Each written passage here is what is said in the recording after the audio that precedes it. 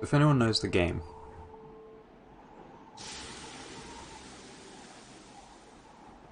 I've played through to the first Ascension right before.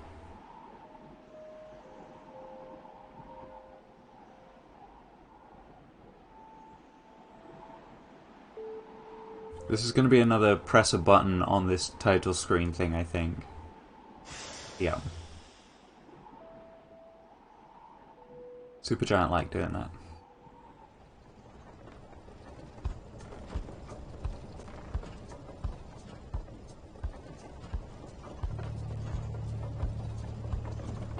Let me know how sound levels are.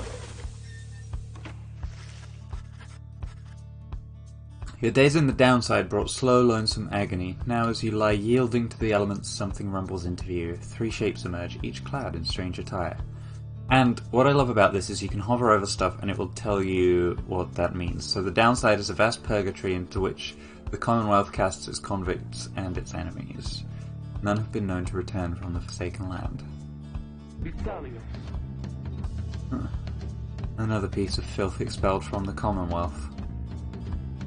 The Commonwealth, a proud country risen from the ashes of a fallen empire, home to a multitude of ethnic groups. See, right on schedule. What did I tell you? You told us we would find someone alive. Someday. I said we'd find someone alive someday. Just not today, I guess, but don't be glum. You know, I see you frowning underneath that mask. Looks like he's breathing.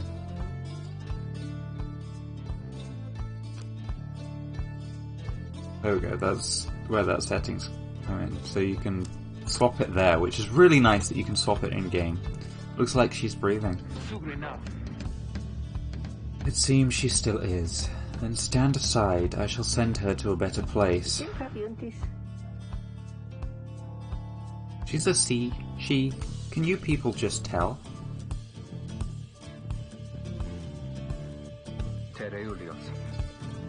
Hang on, the markings on her rags, I think she's one of them. But look at her. She is beyond our help and we are beyond hers. Broken, shaking, starving, probably diseased. Yeah, good luck with that there, chum. See you back at the wagon. Indeed. The day grows dim. You have at best an hour. Understood. I won't be long. After the others leave, the man turns towards you and begins unfastening his mask. Hello, my friend. Don't care who you are or what you did, none of that matters anymore. All of us, we're equal nothings here. You're parched and he gives you drink. You ache and he binds your wounds. You hunger and he gives you food. Little by little it helps. There. Turns out you're tougher than you look. Name's Hedwyn, now come on. Hedwyn, he is one of 3 masked wanderers who found you clinging to life in the downside. You sense no ill intent as he helps you up and leads you to an old black wagon, nothing like the stately vessels that paraded Commonwealth criminals through alabaster streets. Hedwyn beckons you to enter the black wagon. Step inside.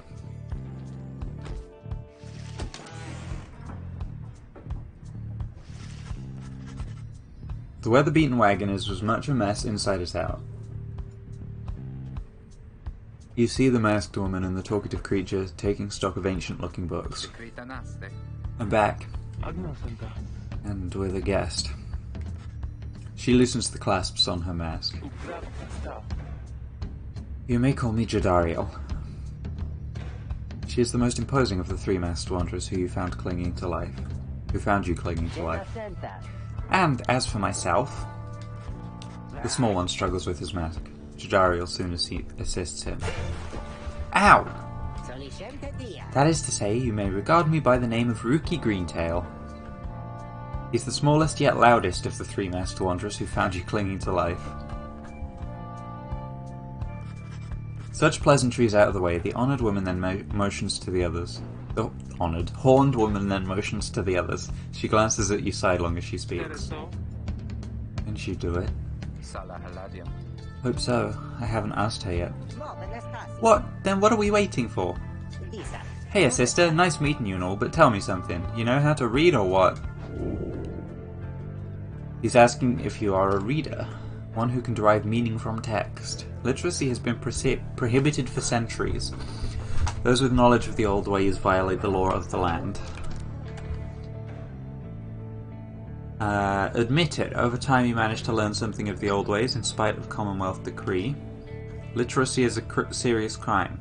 No one in her right mind would dare violate a law of the land. Well, clearly I have, seeing as I'm down here. Remain silent. Who you are or what you did to earn your sentence is no one's business but your own. We'll admit it. You confirm their suspicions. There's no use trying to hide it now. Well then, glory days. Because it just so happens my associates and I, we got ourselves some nice material here for someone just like you. Reader, you still live thanks to us. We ask for something modest in exchange. Open one of those books back there and tell us what it says. Sorry to put you on the spot like this, my friend. The exiles indicate the books they have in their possession. Have a look. That'll be this one then. Rickety ladder likely leads to the wagon's centrifuge, judging by the gibbering creatures up there. Closed door. The Black Wagon's common room must be back there, though you do not feel very welcome now. Old raiments, colourful robes and ceremonial masks adorn one of the wagon's walls. Side door. Beyond lies the boundless downside. Even if you could run, you would not get far. Lone minstrel. A figure sits very still in the corner of the wagon. Now is not the time to check on him. Intricate sigil. A symbol of some sort is set in the wagon's floorboards. You cannot sense its purpose.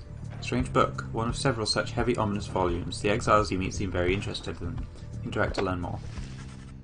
You pick up one of the old and heavy volumes bound in materials you do not recognize.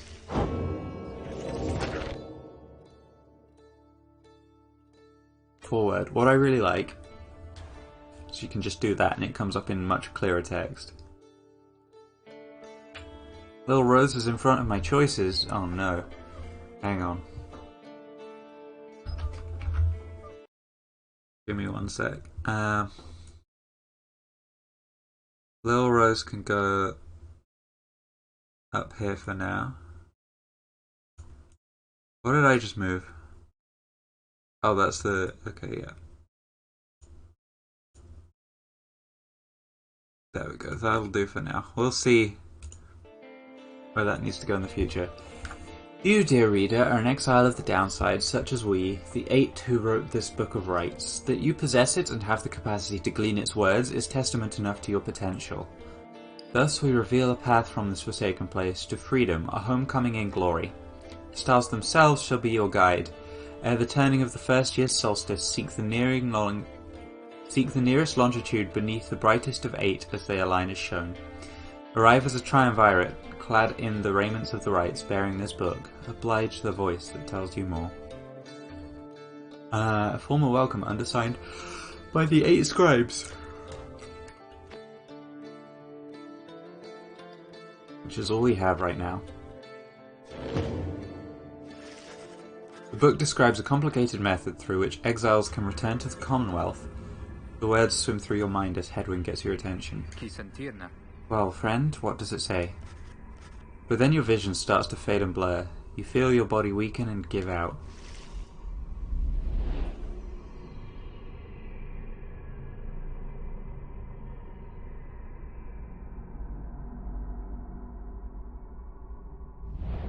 Reader!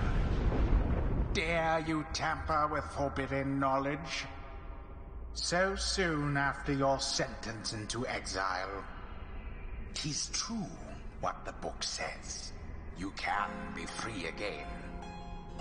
Perhaps not you yourself, but someone worthy of the privilege.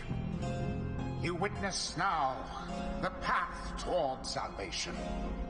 You witness the rights, the one way to return to glory. Though in your case, I hardly think it possible. Yet, by the grace of the scribes, it is my duty to inform you anyhow. It worked. So, it is true. Yeah, but what now? And where'd the reader go? She should be out there still, for now we have to put our faith in her. She could abandon us. She won't.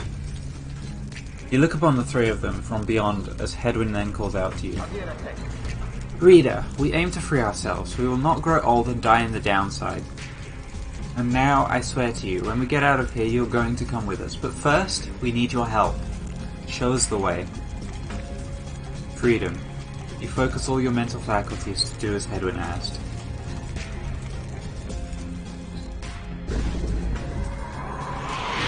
A celestial orb falls from the heavens when the time is nigh. Exiles conduct the rites as a triumvirate, for they must prove their trust in one another, not just in themselves. The three must act as one.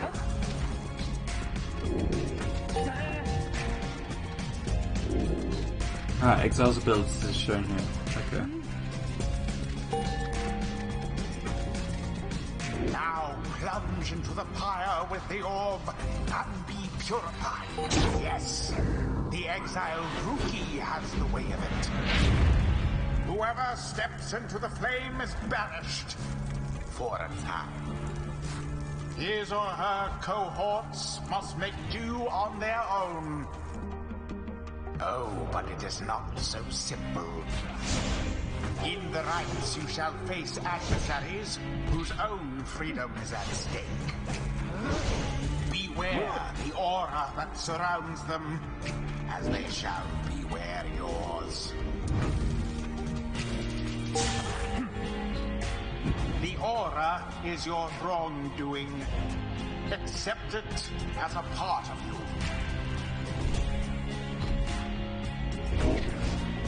Cast your aura like a stone. Correctly done. Again. Just so. A glorious performance, I admit. More than I expected from the likes of you. Grasp the orb once more. The orb absorbs the aura, then the orb quenches the flame. Now I say jump. Leap with all your strength.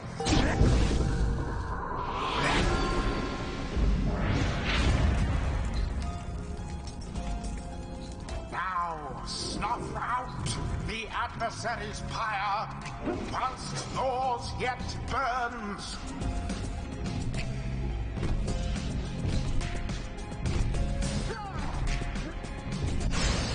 Oh. All three Nightwings. Poof. Getting murdered. Rookie doused the adversary's flames.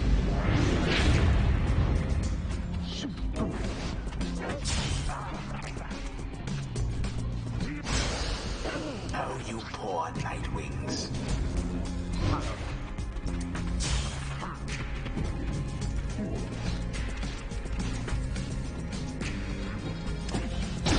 Glory.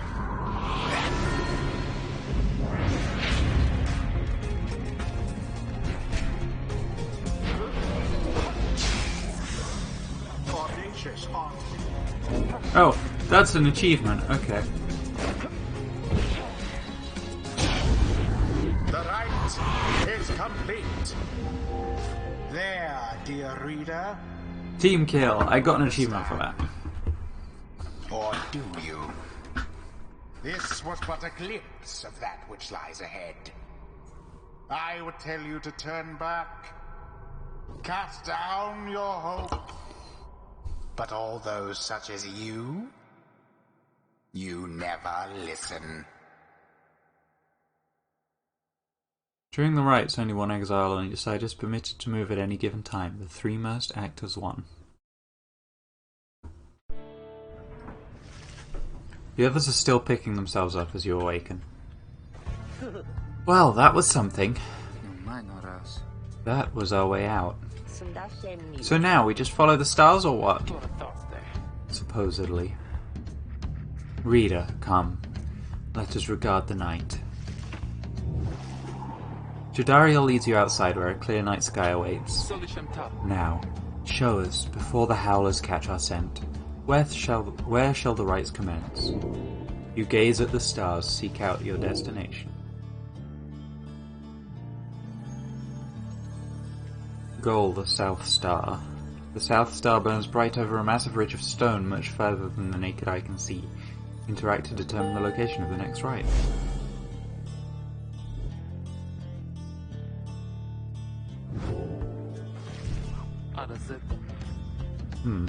200 leagues due east, the Ridge of Goal. According to the stars, the next rite shall soon commence here. The fossil remains of the serpent titan slain by Golgolothanian yet loom over those living in its shadow. Great, and we're supposed to be there when exactly? Very soon, according to the stars. You should be able to arrive in time if you make haste. Then we had best get started. Well, this ought to be good for a few laughs at least. What do you say, Jody? Jadariel turns to you, studying you.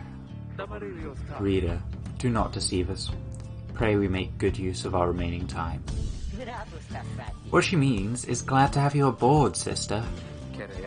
We're counting on you, my friend. See you inside. Freedom. The rights are the key. It's a lot to take in. Your fellow exiles await you in the wagon. Join them.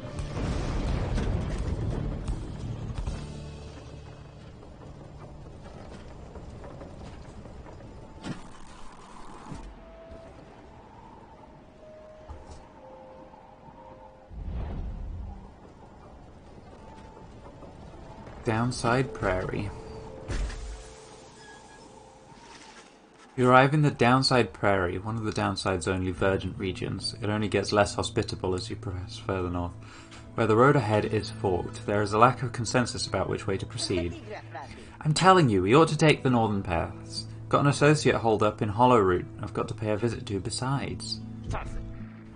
Fie on your associate. Best we head to Blooming Pool and avoid attention. And get stuck in a bog while we're at it. The dispute continues as Hedwyn listens for a while. What if the reader settled this? She marks the way, we get us there. If these rites are meant to test our faith, then we best learn to trust the reader's instincts on our path. No second guessing her along the way. Can we all live with that for now? Yeah, sure. If necessary. Then it's settled. Just point the way, my friend. The stars guide us through you. You may now choose a route toward your goal at certain junctures. Weigh the options. So we have Hollow Route or Blooming Pool. We've literally got one to go to get to the thingy. Cannot live with that, we'll continue to question everyone. Hey Brad, how are you? Sure, a system where the outcasts have to fight each other for a vague promise of reward. This definitely completely true.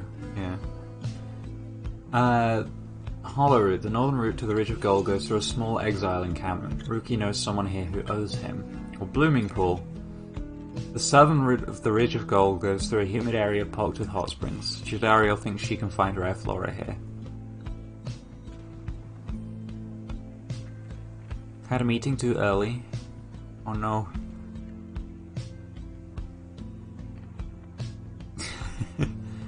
Sounds like a plan, Brad. So every time I've played the start of this game, I've chosen Blooming Pool. Because if you hadn't guessed, I love Jadariel a lot. We're gonna go with Hollow Route this time though.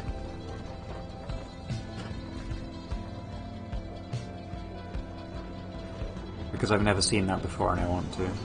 About to hop in the old hot water machine, yeah.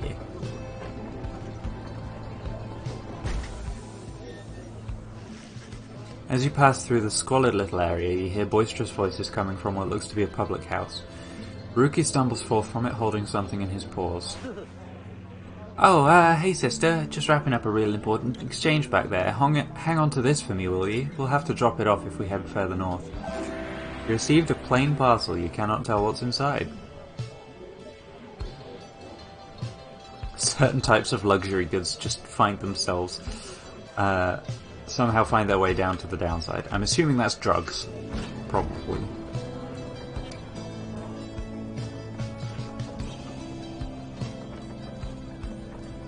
You've never met anyone who didn't love Jadariel. She's so good.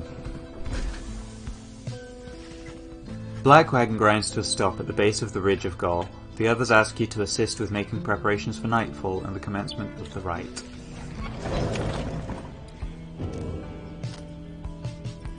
Page revealed: the first exile. Greentail family portrait, a reasonable likeness of a younger Rookie with his mother and uncle. Rookie's status nearby. Drive him. Creatures such as this must have been bred to push the Black Wagon along. We've got something in the Book of Rites. Jody's throw rug, fashioned from a howler's hide, sends their ilk a clear message. Jadariel says not to step on it. Hedwin's cooking tins. What passes for cooking supplies in the downside? Hedwin does most of the cooking. Hedwin's status: scouting the area. It's the lone minstrel. Unresponsive, but seems to be alive. Book of Rites, the first exile. In the words of Golathanian, the Master General, you know perhaps the thrice-cursed name of Solium Mer, the Emperor of Shar, the first exile, and my liege. This chapter concerns him and those who found him in the downside. Each of us was sent to take his life, such was the hatred for him in and around his country. Yet we found Solium Mer a man transformed, in body, mind, and spirit. A man deserving of much more than mercy. In time he named us all his scribes, and he became the eighth. It is my greatest honor now to share with you his deeds. To know his story is to know the rites.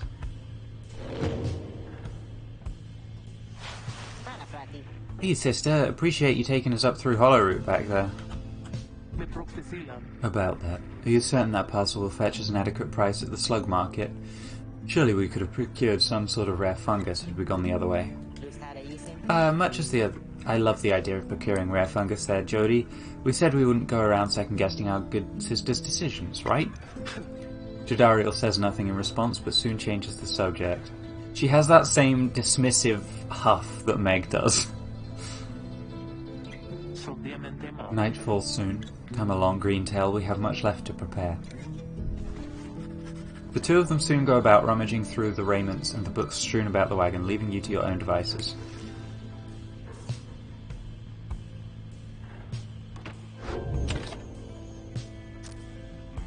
Commence the rite. Interact to begin your first true trial. You love a strong woman? Same. As darkness falls, your fellow exiles stand together, clad in the raiments of the rites. The preparations are set, however, everything is still and calm. Soon they grow restless. Keep telling you there's nothing here. What a bunch of idiots we are. If we travelled all this way for nothing. I don't think we did. Look up.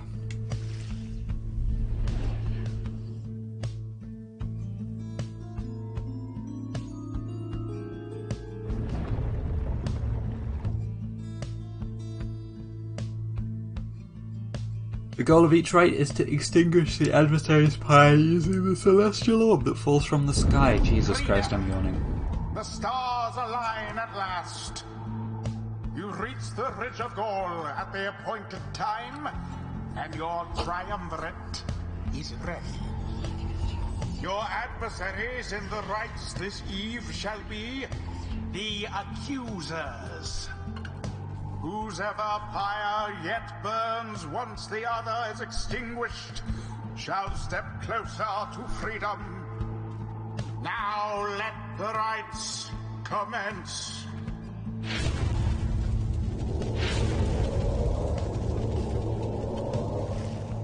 Stars are aligned and your pyre burns bright. Across from your companions appear several others also clad in raiments, your adversaries in the rites.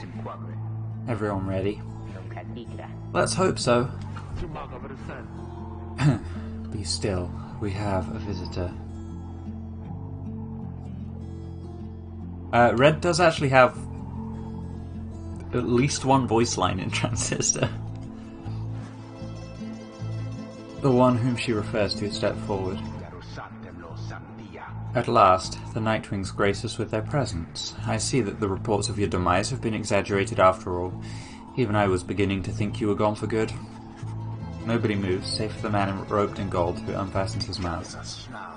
Surprised to see old Lendl again. He is the apparent leader of the exile triumvirate you encountered at the Ridge of Gold. I trust you remember my face, though you must have assumed never to see it again after last time. Never had I come so close to freedom, only for you to dash my hopes. Now I and the accusers shall repay that affront. He shoves his mask back on and takes position with his comrades. It is time. From the shadows you clutch the Book of Rites and focus on the task at hand. Let's do this.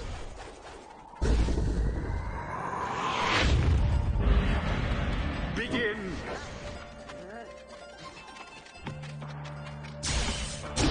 Have the Quick score. accusers underestimated you?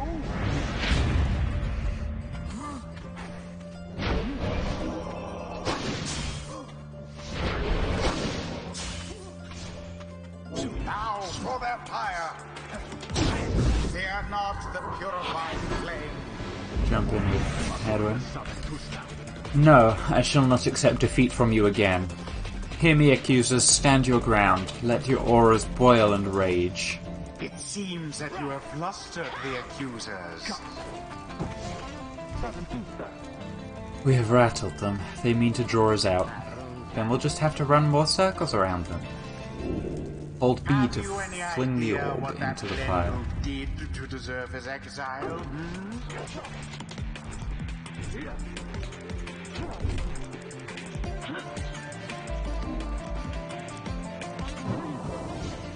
Okay.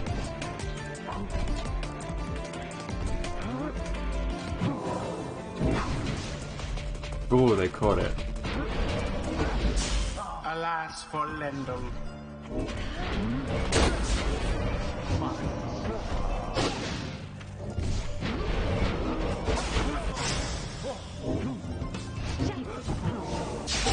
A daring display. Flinging the orb into the flames like that. You elude banishment using such tricks.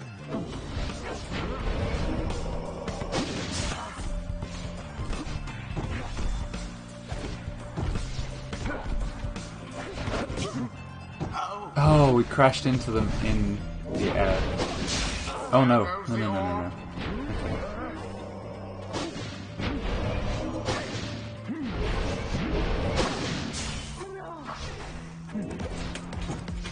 Oh. Righteous fire. It's a bunch of rich people make the downtrodden fight each other for their immunity.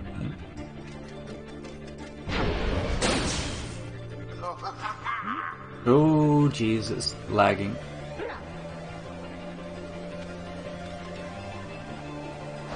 I'm just going to pause a second so that it can catch up.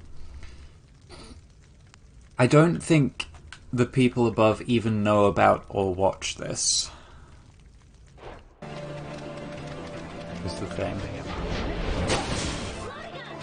We can use Rookie somewhat as a sniper. I want to try and run this into the flames as Jody. Uh-oh, we got The got. orb slips from your clutches.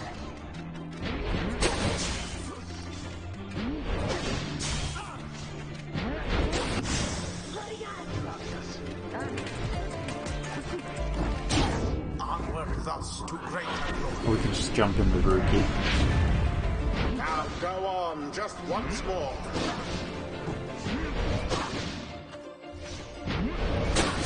Didn't see it coming.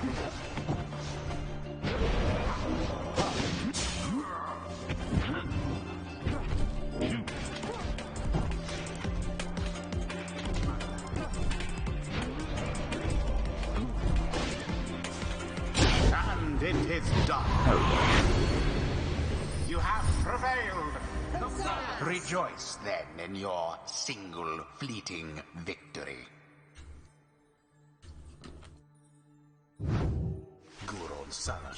Your deceit may have earned you a hollow victory, but know this. The accusers will not forget your wickedness, and when we next meet you will rue the day.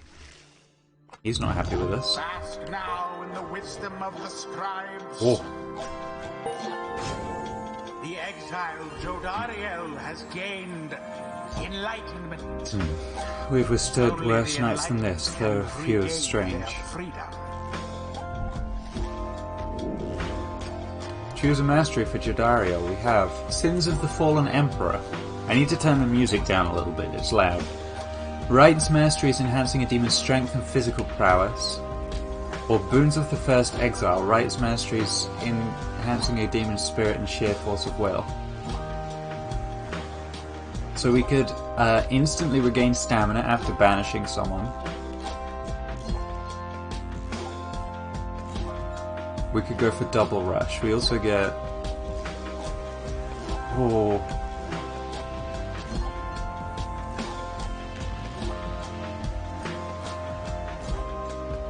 Okay, I think we're gonna go down this side. The demon scribe bestows his favor.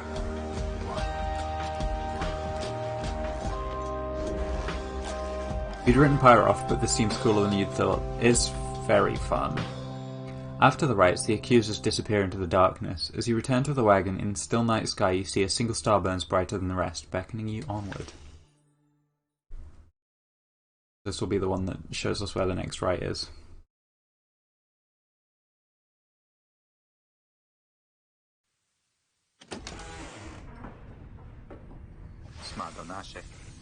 Well, my friends, what can I say? The rites are real and we're in. The Getting Out of Here Club. Next up on the agenda, keep chasing stars until we're free. Until we are free. Until we're free. Here, sounds fine. Might as well be us instead of Lendl back there. He is the cold-mannered head of the accusers and bears an old grudge against the Nightlings. Anyway, guess we better start packing. As the others go about their business, Hedwyn turns to you. Reader, come walk with me while the stars are still out. You and Hedwyn walk in silence for a time before he speaks up. You have questions, come, ask away. We need you in on this for the long haul.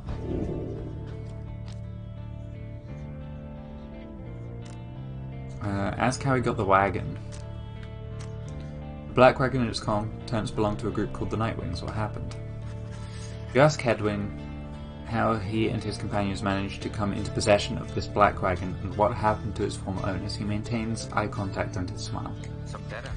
Good question, my friend. We're going to have a lot of time to discuss that and many other things. Make your deal. Read the stars for us again and I'll tell you about it on the way. You can sense he speaks truly and beckons towards the fading dark above. Seek out your destination.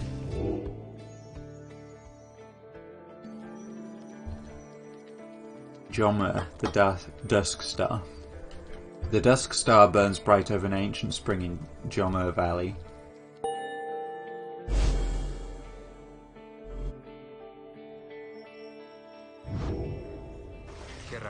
That's a long way north and west. We'll see if this old wagon's fit for it.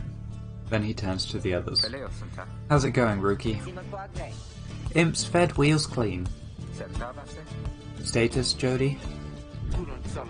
No sign of howlers. Everything is secure. Good. Then get some rest. We're headed to the Spring of Jomur. At dawn we're off. According to the stars, the next rite shall soon commence here.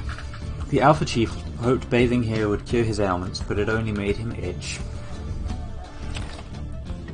At dawn we're off. But we can go into the wagon. We don't have any new things yet.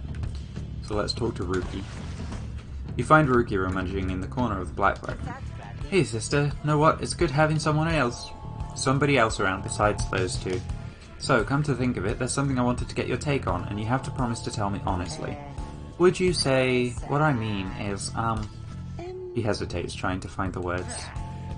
Look, what I'm trying to say is, You sense something serious is troubling him. He moves in very close, making sure no one else is in earshot. It's about my mustache. I've been getting some conflicting reports about it. Would you say my mustache, that it makes me look a bit, you know, unscrupulous?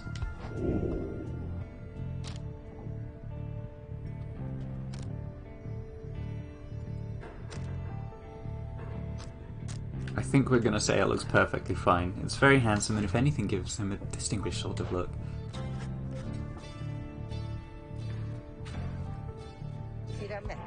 Couldn't agree more, sister. I knew straight away that you're a real judge of character. Anyway, got to check on the wheels again for mites. See you around. He bounds off out the wagon. Rookie gains +1 hope for the next rite. Oh, that's cute.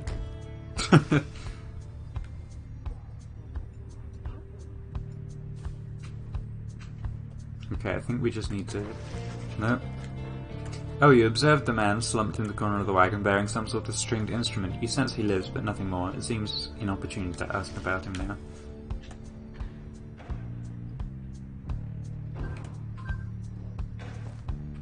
Okay, and I can't interact with the things. Cool.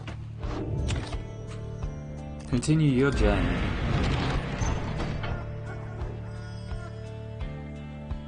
To Joma Valley.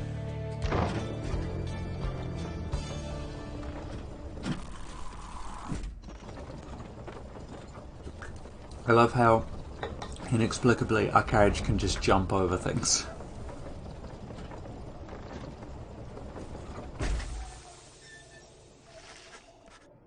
The climate here in Joma Valley is hot and uncomfortable. On top of that,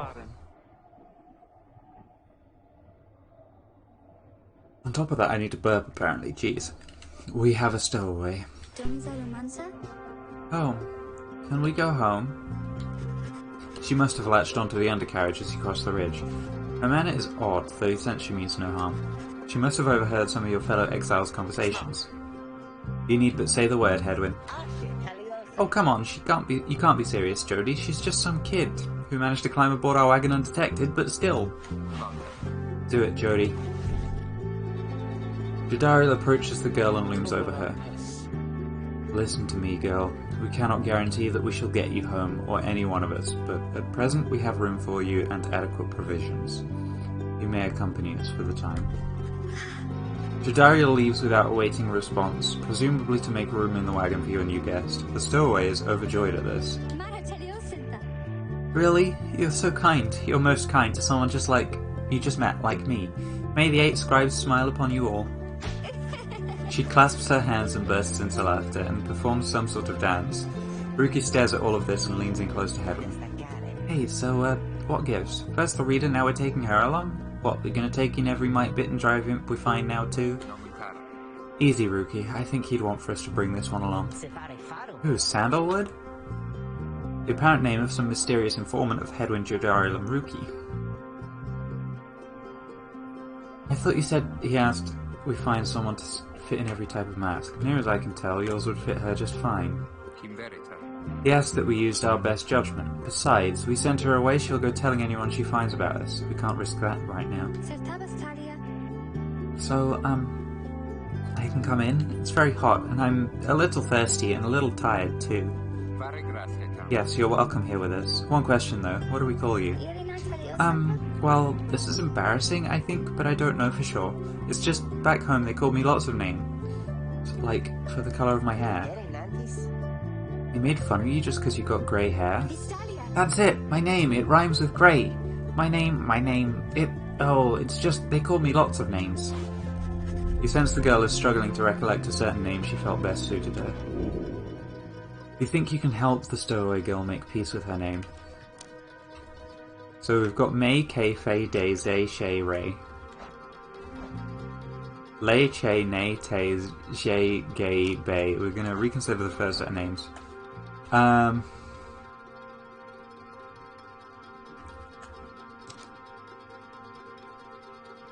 Let's go Fei. You suggest that the stowaway girl's name is Fei. Why, that's it. My name is Fei. My name is Fei. She is a young, vagabond girl with an odd manner and unshakable sense of curiosity.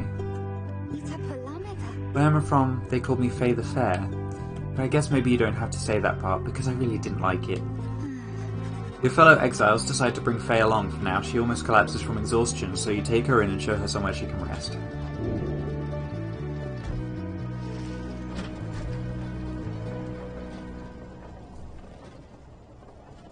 Gay bee.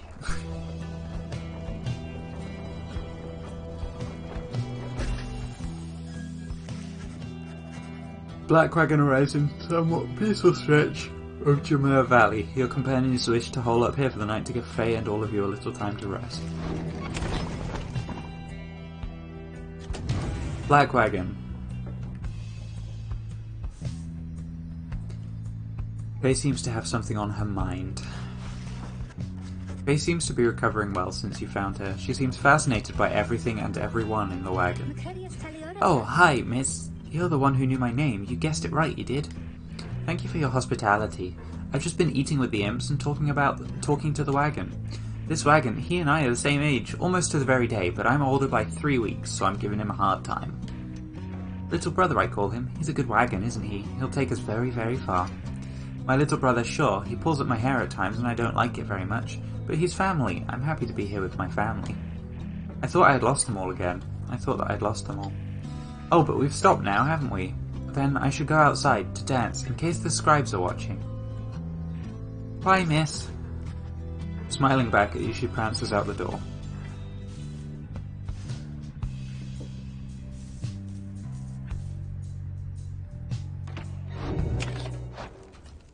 We're just going to go to settings. And bring the music down a touch.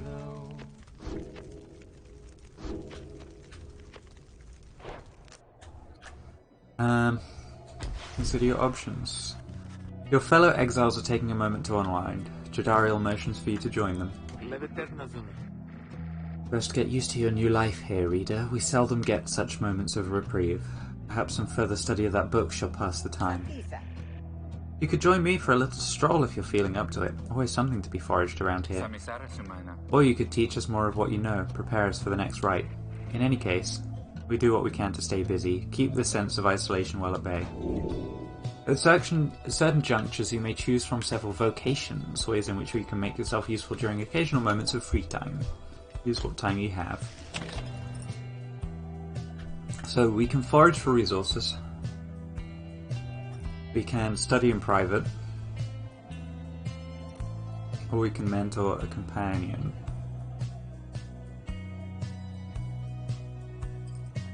We'll study in private, I think, as the first one.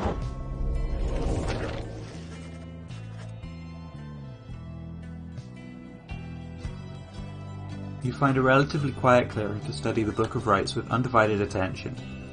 Book of Rites, an ancient manuscript revealing a mystic path to freedom from the downside. For centuries, the teachings of the 8 scribes have been passed down through oral tradition alone. Reader's influence, attribute bonuses you bestow on all your fellow exiles who participate in the rites. The triumvirate whose reader is well attuned to the book has an inherent edge against its adversaries. Focus on which aspect of the Book of Rites?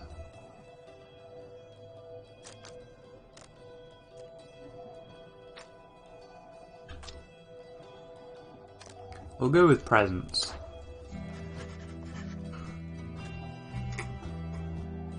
You attune yourself to the strange and mystic properties of the Book of Rites, embracing such as possible that which cannot be explained or truly known.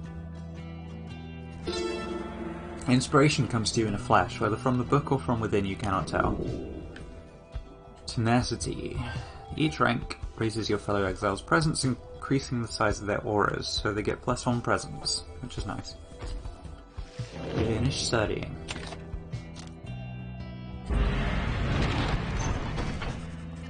The path leading further west splits off. Once again, your fellow exiles turn the choice of where to go over to you.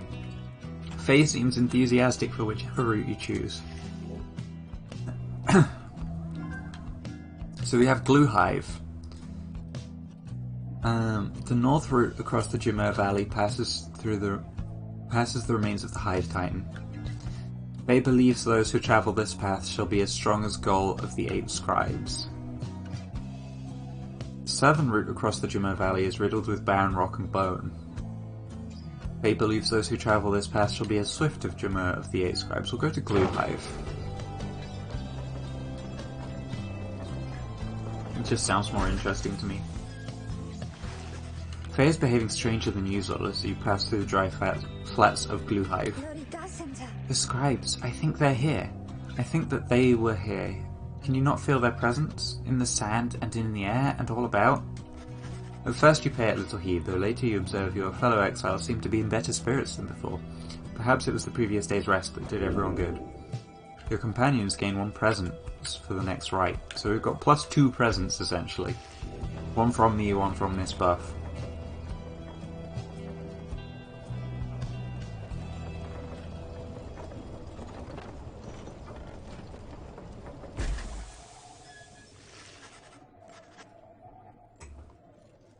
En route to the Spring of Jameer, you hear all about the roving slug market, which appears to be nearby. Rookie insists you take a look after you settle in.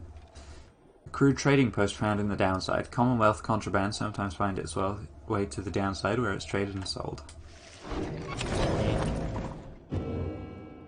Page revealed, the last emperor. We'll read that in a minute. Slug market. Interact to browse the wares. Hey guys. Hey, how's it going, Mr. Greentail? Been a while and all that. Hey Ron, how's it's going? Ron's incredible. Say, how come you've set up shop all the way out here? Just a little out of the way. Oh, well, let's just say, you guys, you ain't my only customers. You see, Dad and I, we know this business pretty good. We've been around the block, and so... As Ron keeps blathering, Rookie signals to you in a furtive way. Here's the deal, sister. Got an informant that says there's something here connected to this rights business. See if you can spot it. Should be able to pawn some of our stuff on the market to make the trade. And don't even worry about Falcon Ron. So anyways, you got something for me or what? That plain parcel you got there, I could take it off your paws if you want. Drag the plain parcel to Ron's stash. Confirm transaction, sell the plain parcel for 30, you shall have 40 in total. Hey, you know, I'll take it, Mr. Greentail, though you drive a pretty hard bargain. Now, you gonna take something off my hands here, or what?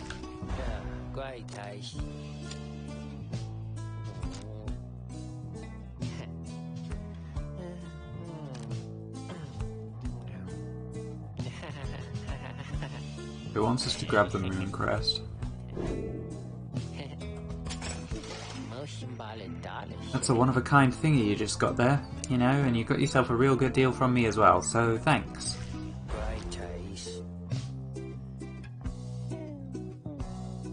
Ooh, it resembles our signal, that's good. Or our sigil, even.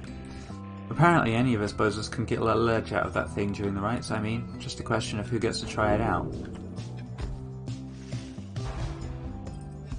I think we're going to give it to Hedwyn.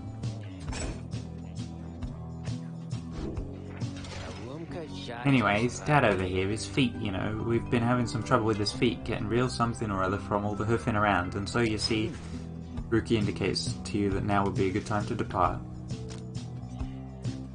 There's also the lunar glass, which we can't afford, a Kerfang, which we can't afford, and an ashen coal, which we can't afford. We'll go back. See you, Mr. Greentail, and your friend there too. I like her. Seems real nice, you know? Black Wagon. Book of Rights. The Last Emperor, in the words of Golgothanian. That's really hard for me to say for some reason. The Master General. How many nations did I scour in the name of Solium Mur?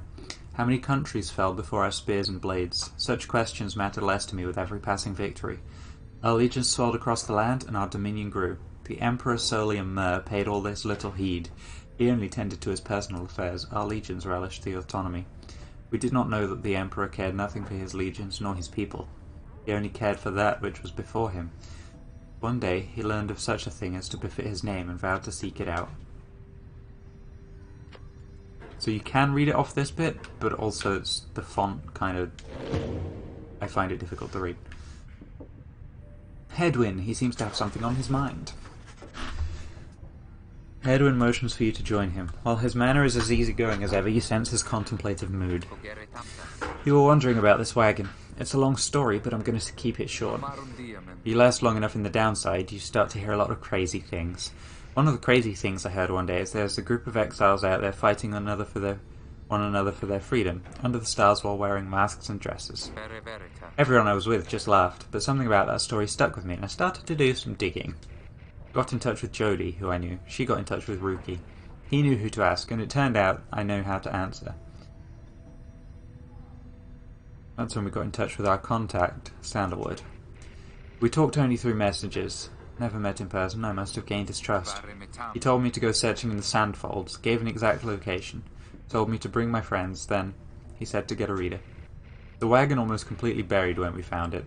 The minstrel was out cold in the corner, just the way you saw him. The rest, you know. So, the wagon isn't ours, the robes aren't ours, and I don't know who the Nightwings are. One day maybe we'll meet up with our informant and learn more. But now you know as much as any of us do. So that's how we got here, how we met you. Anyway, I'll leave you to it. See you later on. He nods at you and heads out, leaving you there in the black wagon.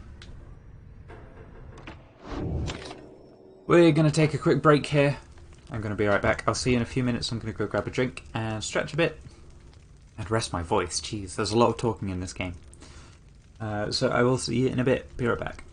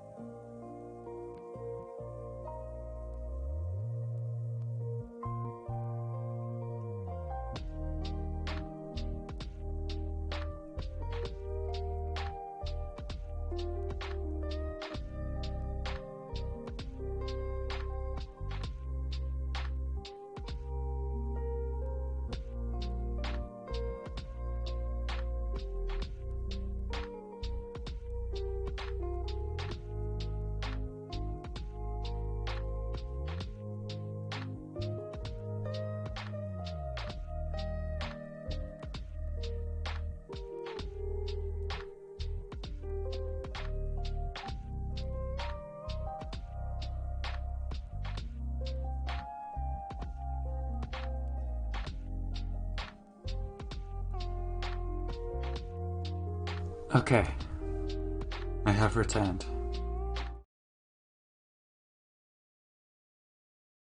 Let's tab back into the game. And we're going to commence the rite. You reach the celestial landmark. Now to get everything and everyone prepared, interact to begin your next trial. As you complete preparations for the rites to commence, you notice Faye approaching. You notice too that she's wearing your companion's raiments. We can go home. Faye, I thought I made myself quite clear that you were not to touch those robes. Oh, I'm sorry, Miss Jadariel. I thought that just maybe you were being funny at the time. Unbelievable. Hey, something's happening in the sky. I think we're up.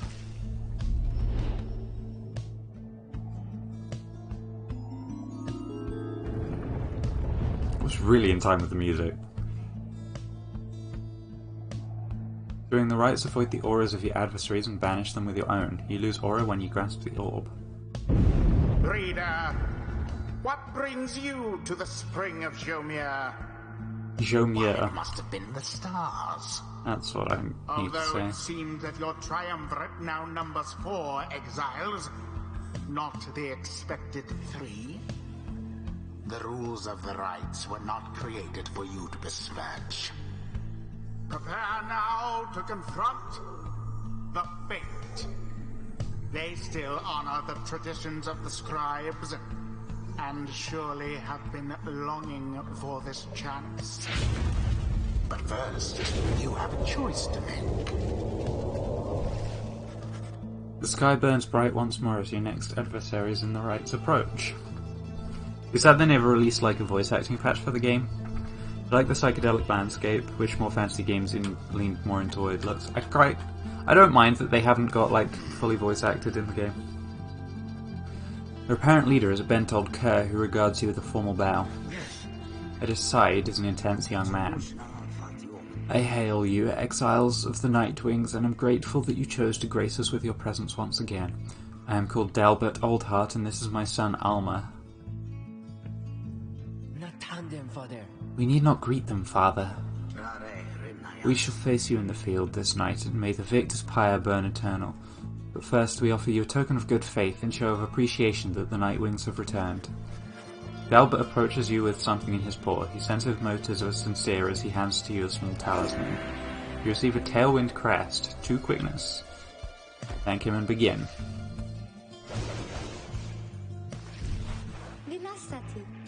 That cur was very kind, and his son, he was so caring, wasn't he? When can we start? I want to help you beat them. We need 3 of us exactly to conduct a rite, but we've got 4 now besides the reader. This ought to be her call. If someone has to stand aside this time, I volunteer.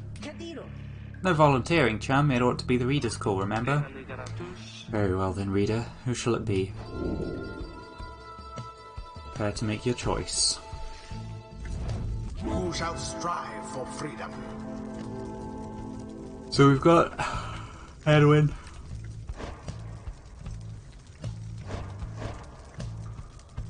I think we definitely want to include Ruki. We're not going to make him quicker. Ruki. Don't have to tell me twice, sister. Your reading comprehension is just garbage, that's fair. We'll grab Faye. Faye. Oh, me? Thank you. Thank you for believing in me, because I think the scribes do too. And we're gonna pick Jody.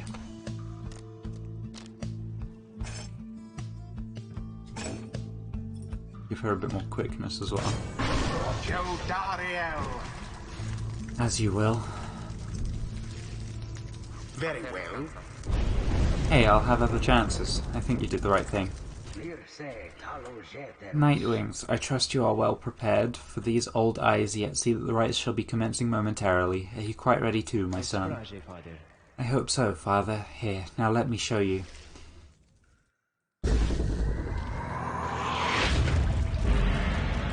Now, well cast.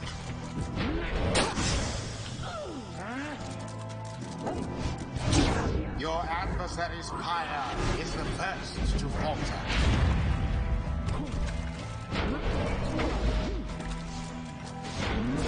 Vanished.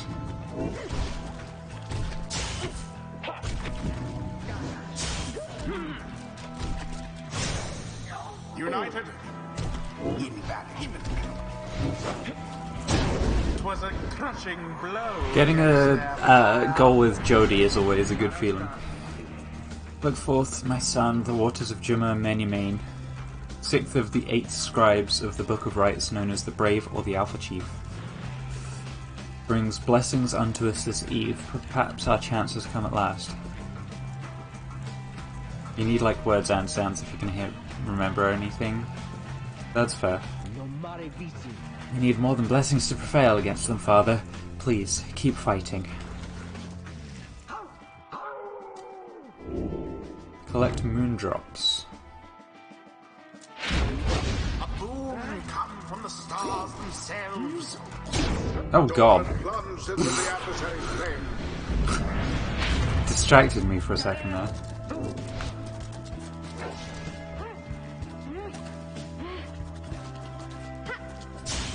Oh, she has a charge jump. Okay.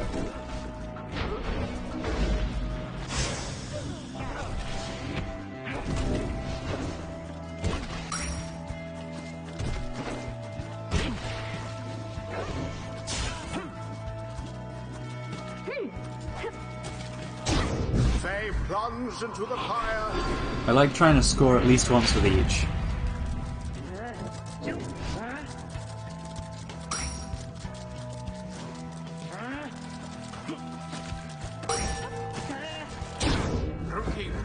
Into their fire. So we can score with Faye or Jody now, and it doesn't More matter. like that, and we are finished here. Stand not in glory's path. Oh my god, the moon drops! Holy shit. Seize the orb. Oh, I keep forgetting that there's a pause to that jump.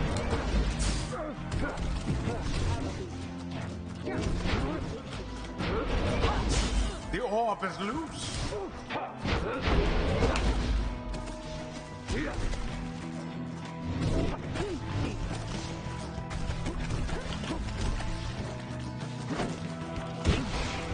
And it is done.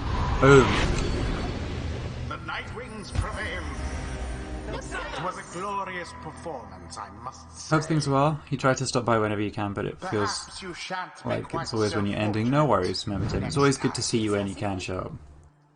I guess we won. I think we did. I think we did. Alas, that in doing so we set back that family we confronted. Exiles of the Nightwings, the dawn is yours and may you earn your freedom. But father, the dawn might have been ours. We failed and I have failed you. Nonsense, we are the fate. We do what is ordained and nothing less. Now let us go, my son, for I am weary once again. There is much to learn from this experience. It seems the exiled rookie... See that, chums? Old rookie Greentail's got some bite in him yet. So we can go second time for double jumping. Or glory dive. Which, having our speediest person...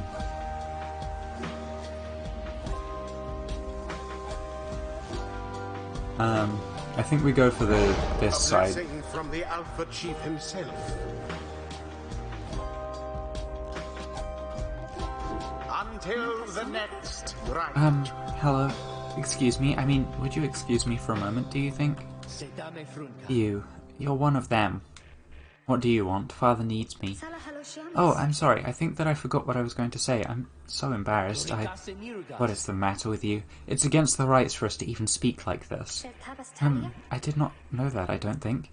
No one said anything like that to me, but then all this is very new to me, and so I thought maybe... You cannot be serious. Yes, I mean, I like to laugh. I like to laugh a lot. And you? How about you? This is a Nightwing's trick. Father told me not to speak with any of you. But I have to go. Wait, Alma, wait, I think that was your name. Was that even your name? Wait.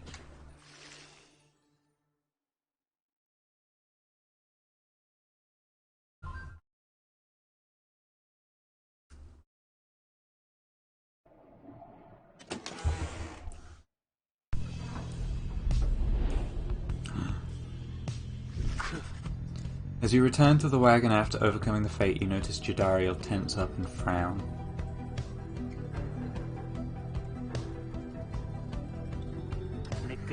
Where did he go? Ooh, wait, the sleeping guy? The minstrel, he's gone. You see, it's true. There is no trace of the lone minstrel, who'd been lying still in the corner of the wagon all this time. You join the others and search for him outside. You've learned nothing of the lone minstrel, other than what little Headwind told you of how they found him with the wagon. You sense their concern as they scour the vicinity for him. We'll worry about the minstrel, my friend. You worry about the stars. Wherever they guide us, we're going. You gaze upon the stars once more, seek out your destination. That would be here. Haub, the Midnight Star. The Midnight Star burns bright over the standing stones at the edge of the flagging hands.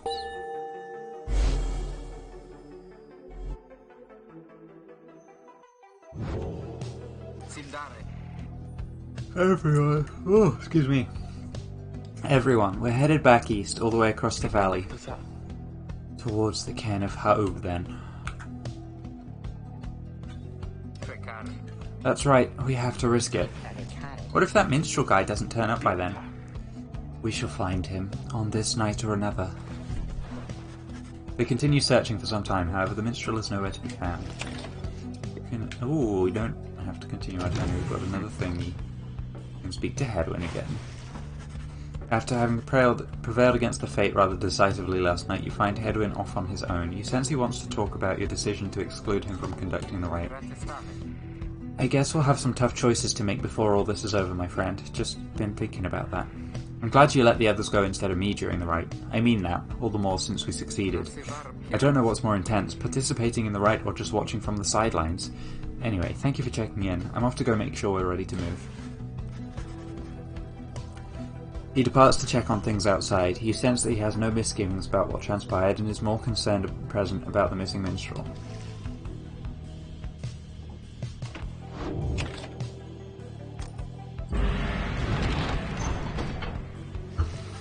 There is still no sign of the lone minstrel, although Jadariel tracks potential signs of movement east the same way you're headed. You consider where to search for him. Well, we went through Gluehive the first way. So I kind of want to go... I feel bad choosing against Jodie every time, but we'll go full flat this time. Because we didn't go last time, that's all we're going to do.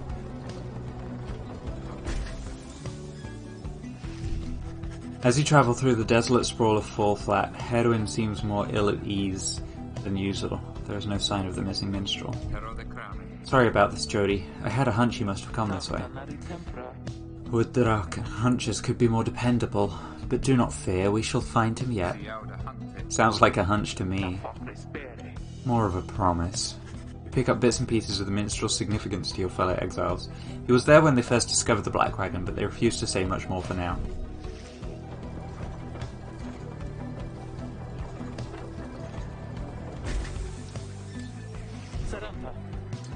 Stop the wagon. What? How come? Because of her. They're coming. They're coming for us. We have to be ready. We have to. Does she mean what I think she means? I believe so. Your fellow exiles scramble to prepare the wagon for whatever is out there. Once you help them settle in, perhaps you can learn more of their source of concern. There's no one to talk to in the wagon, so we're just going to prepare for the night. They are coming for us. They fear the scribes. They fear the scribes, I know they do. What is she talking about? What's going on? Owlers. Lots of them. Then, what are we going to do? They fear the scribes. Calm yourself, Faye. We shall give them reason to fear us as well. We'll use the raiments and the books. Indeed, one of us can draw them out under the Reader's watch. It shall just be like one of our rights. Edwin turns to you. It seems we need your help in this, my friend. We just need a volunteer to go with you. I will do it, miss. Please, you have to let me. And the scribes, they will protect me. I know they will. Jodariel exchanges looks with Edwin. Each of them nods to you as if to signal their approval. Faye intends to help fend off the Howlers.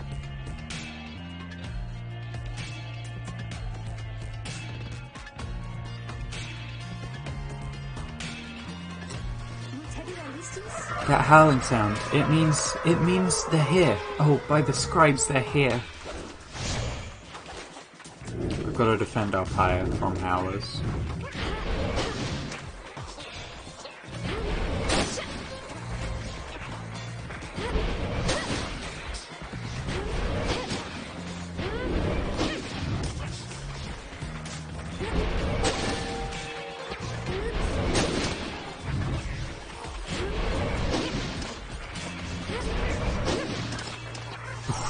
Got 4 at once.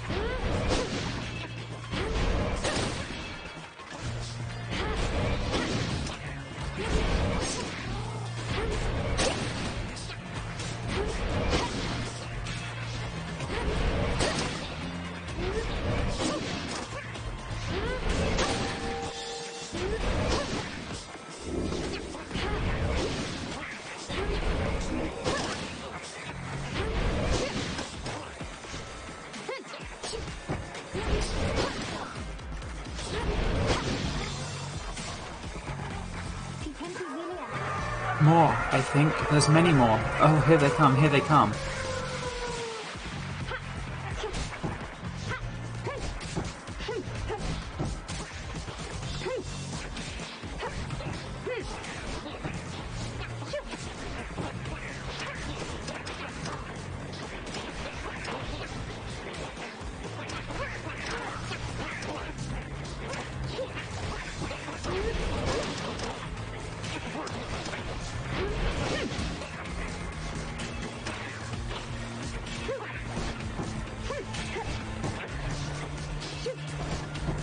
I can't get the power jump right.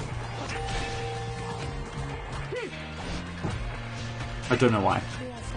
Is it over now at last? It is. I think it is. Oh, those poor and wretched beasts.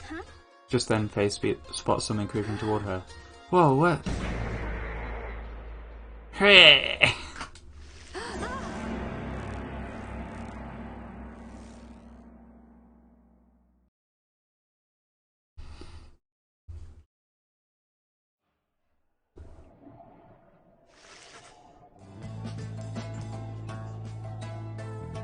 The howling subsides as your fellow exiles scramble out to check on Faye. You find her in one piece, along with an unfamiliar little face. Squeaky! Isn't he the best? Can we keep him? You sense the depth of experience in this creature, at least judging by Drive-Imp standards. In fact, you feel a connection to him. If you concentrate, perhaps you can derive some meaning from his calls and screeches. The Drive-Imp seems both excited and frustrated by something. Interact to try and understand him. You sense some pattern in the Drive-Imp's screeches. He seems welcoming of this. Interact to try again to further interpret him. This Drive-Imp seems to have a history with your Black Wagon. You are beginning to understand him. Interact to strengthen your bond with the creature. The Drive-Imp recognizes you as the new reader of the Nightwings. He is pleased to meet you. You can now understand this unusual Drive-Imp. The Drive-Imp seems satisfied at having gotten through to you, and you explain to your companions what little you've learned of him so far. No one argues against letting the creature come along. Inside the wagon, the other Drive-Imps stare at him with something like reverence. The Drive-Imp joined you. He seems to know his way around.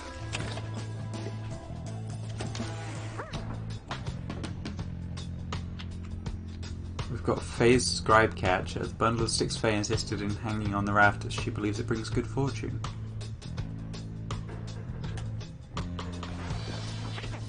You can see the little imp has made himself at home. He rushes right up to you.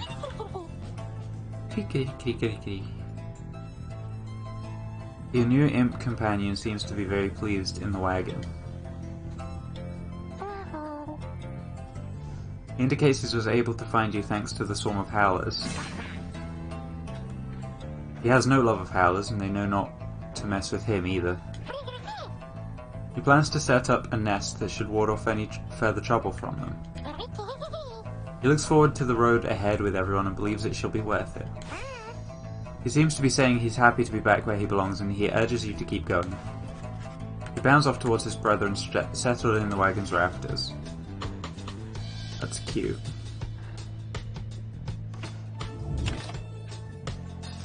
Let's continue the journey. We've got to go through Lake Sand, an arid southern path towards the ominous cairn of Haub. Your new friend seems insistent that you take this path bearing east.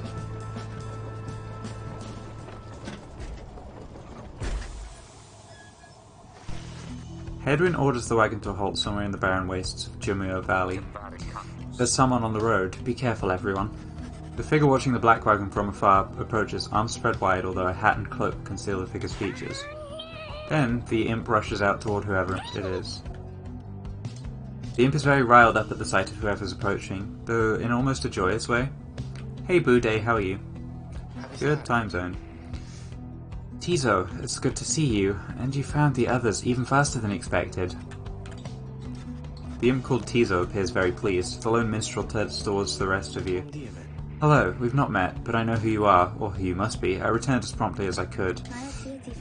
Have you walked with the scribes themselves? Because I think maybe you have. Hello indeed. You had us worried there when you took off. I should knock him back into his slumber. I did not aim to cause you such concern. As soon as I awakened, I had to notify my client that the Nightwings have returned. Your client? Aye, my client, Sandalwood. The apparent name... we've read that one. He is your point of contact, as I understand. You did not find his wagon by mistake. So, what now? You continue down the path. That is why I am here. When we meet my client, he shall explain. For now, you have a job to do. I assure you that I shall not interfere. But I mean to accompany you. Would that be alright? Hedwyn and the others exchange looks. Welcome back, minstrel. You got a name? I am sometimes called Tariq. It's a pleasure to meet you, Nightwings. The lone minstrel returns to the black wagon with your fellow exiles. The lone minstrel rejoined the group. Journey onward.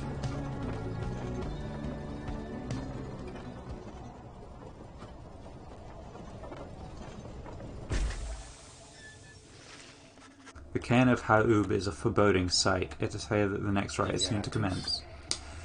Reader, if you have a moment, once we are settled on the grounds, I wish to speak with you in the wagon at your leisure.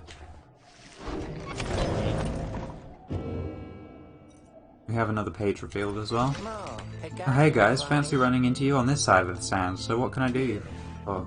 Ron, how'd you make it all this way ahead of us? Hey, come on now, Mr. Greentail. I can't just give up all my business secrets, am I right?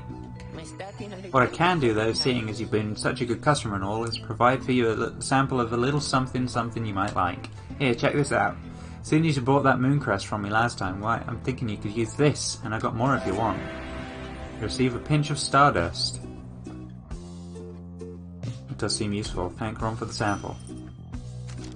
We also have lucrative contract.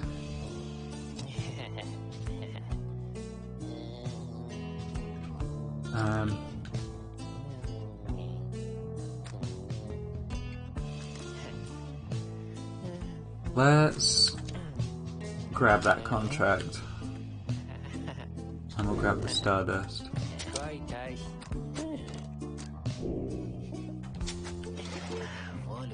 I know you're going to like that stuff, guys. It's pretty woohoo, know what I mean? And if you want some more now, I just know the kind of individual and his dad who can get it. Catch my meaning, yeah? Just stop on by some other time. Interact with Ron to quiet him down.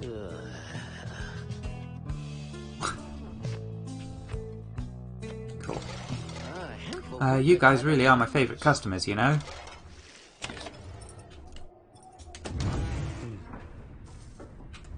White lute, the lone minstrel Tariq's musical instrument, with which he chronicles great deeds through song. The Book of Rites. The rope caller, in the words of Gol Gulathanian, the Master General. I knew it was a fool's errand, but my liege, he would not listen. He instead insisted to pursue a certain treasure, a celestial orb freshly fallen from the heavens in the reaches of the downside. He would be a living legend if only he could grasp it, whispered in his ear by that Kailmer rope caller, his elder and most trusted aide, but that I slew that man myself. It was a simple and yet brilliant ruse to draw the Emperor farther still from his responsibilities and toward his greed. Thus did the Emperor begin an expedition into the Forsaken Lands. He insisted that he go himself.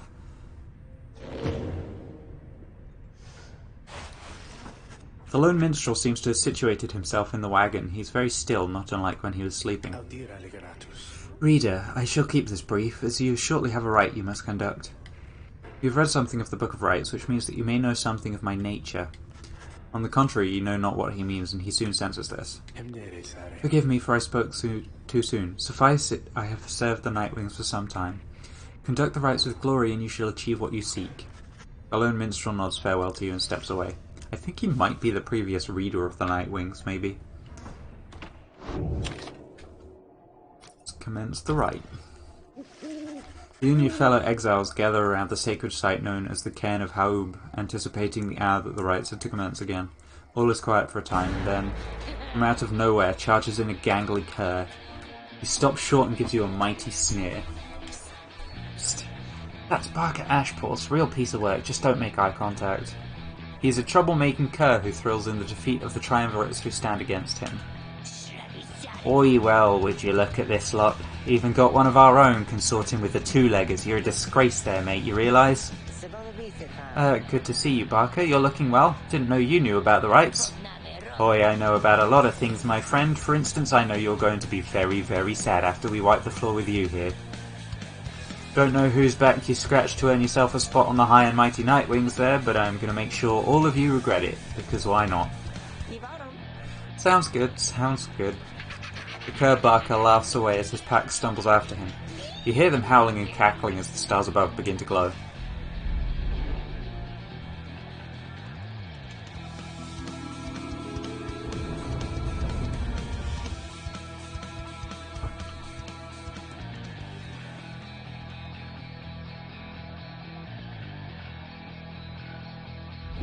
Welcome, dear reader, to the splendors of the accursed Cairn of Haub.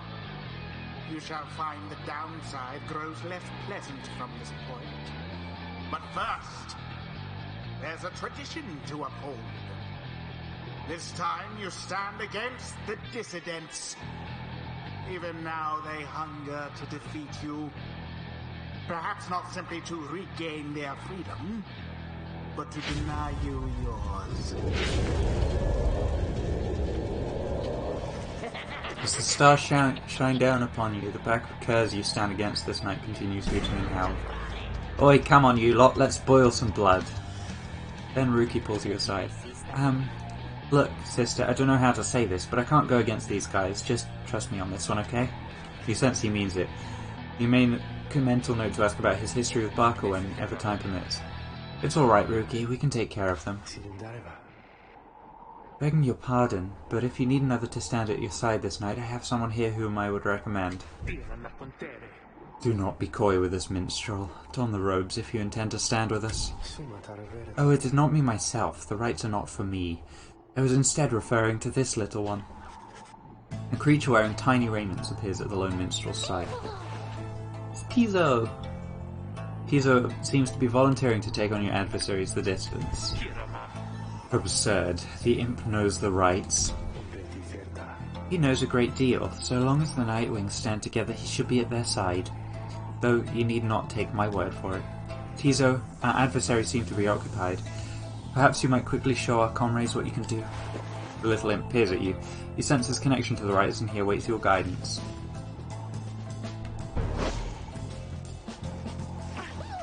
Scrahi! Tizo seems excited to demonstrate some of his favourite tricks. Reader, influencing Tizo may take some getting used to. He's inviting you to try. Another joins your ranks, and a mere imp. Although, no, it cannot be. Then we shall see what comes of this new partnership of yours.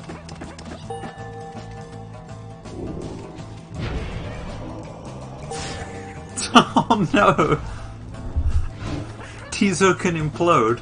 Oh no.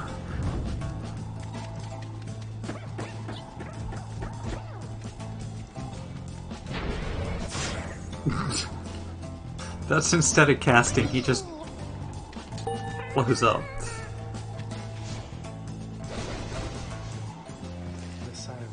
Well done as ever, Tizo. Tizo is happy to lend his support during the raids if you could use his help. Combat curling. So it's basically like wizard basketball is the easiest way to describe this. We're going to include Tizo.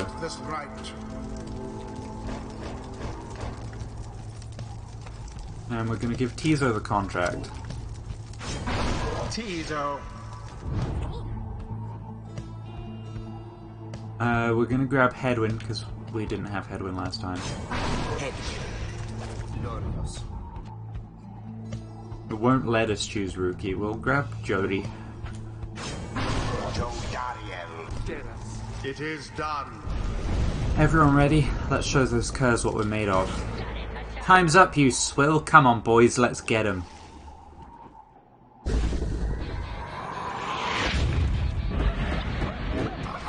Commence. Fly into the pyre. Begin to flicker.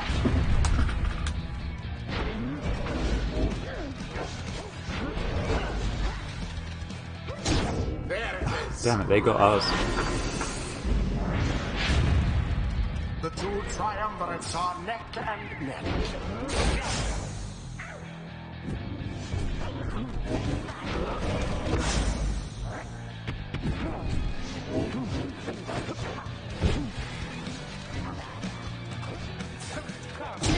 Edwin doused the adversary's flames.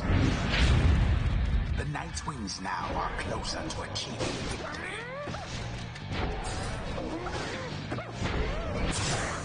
Banishment for all. Oh, we dropped it. Extinguish now their fire. Oh, she got. Okay, we're gonna...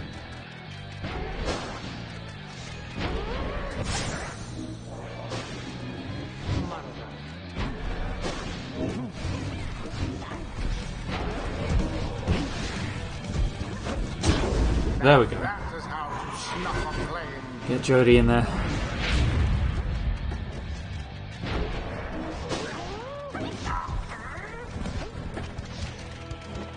No, you're just gonna fly into their pyre. Let's see if we can get the last one with Headwind. Alright, you lot, that does it. No more fussing around, right? My boys and me, we're proper angry now.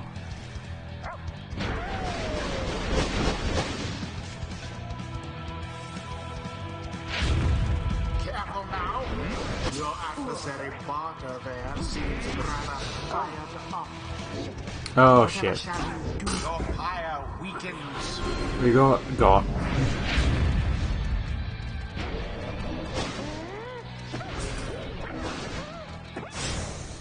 Spectacular.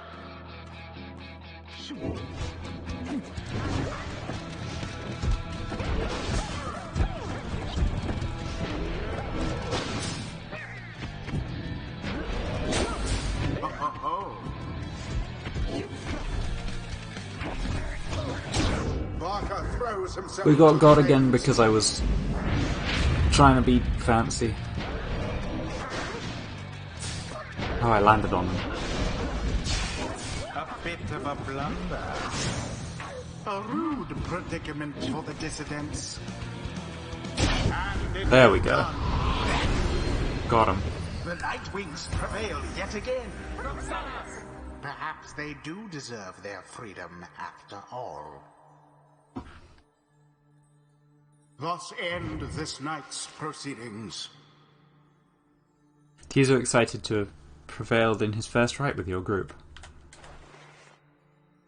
That ought to show them. Well, I'll be a heaping ball of dung, but I can't believe you shoddy lot showed us the what for like that. My boys and I will have to take you just a tad more serious next time. Till then, you just be sure to tell old Rookie Greentail that yours truly, he remembers everything, you hear? The something of trust. I think I'm beginning to understand something of all this, my friend.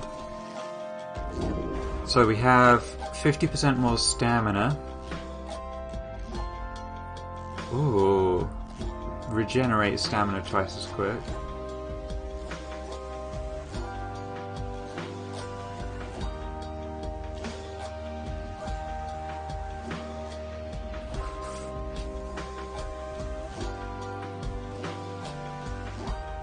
Ooh, I think we're gonna go with this side. The Master General reveals his stratagem. Witness the rites firsthand and be inspired. Enlightenment seldom avails itself to simple imps. Tizo feels some respect for the rites and all their myriad complexities.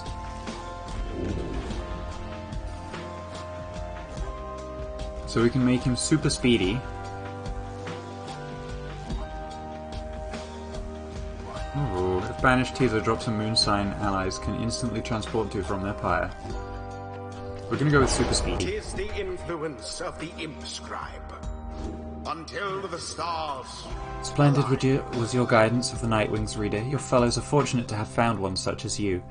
May you find the freedom that you seek.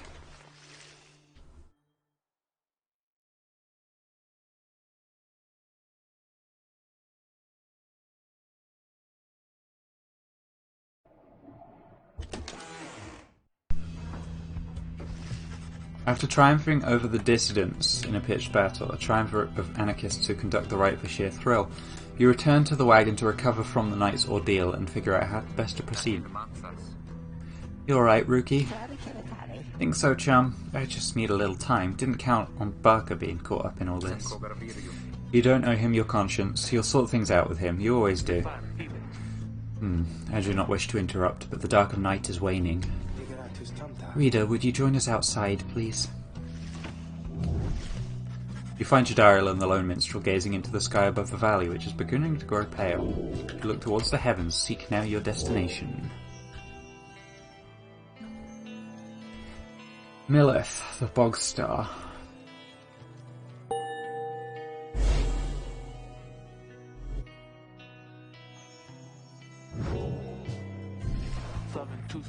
Then it is as I feared. We are to press further north, beneath the valley into the flagging hands.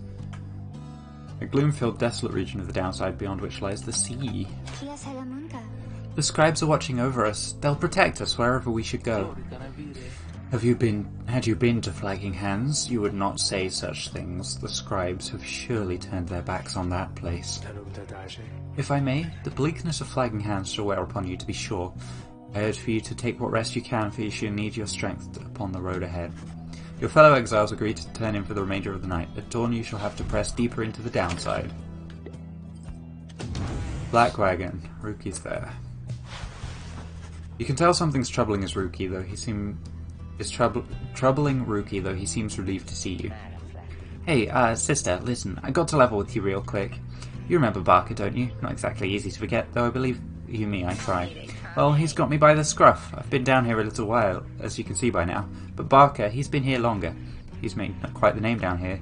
As for me, I needed help, you understand. I had a certain standard to uphold, so I figured he'd be the one to ask.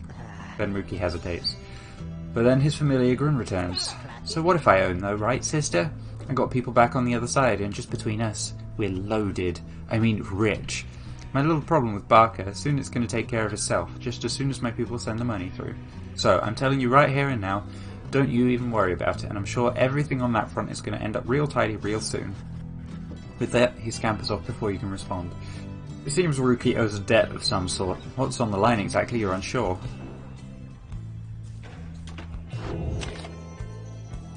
Continue on your journey. So, Jadariel, you're interested and you'd like to subscribe to her newsletter, yeah? Same. Come dawn, you find Hedwyn and Jadariel addressing the current situation with the minstrel. Are you most certain?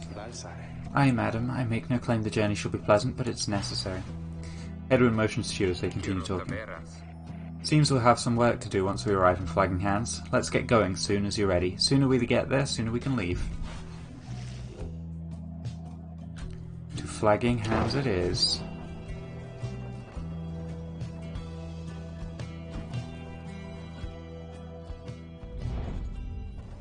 Ooh, this place is spooky.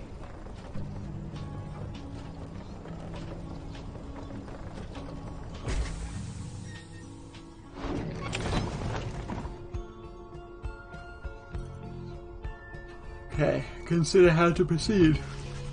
The Flagging Hands region proves as dismal as Jadariel indicated.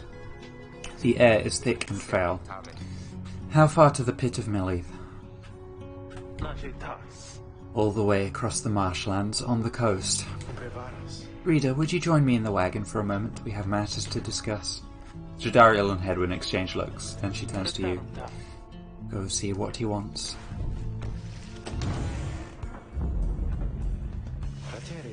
Thank you for your time, reader. I have something for you on behalf of my client.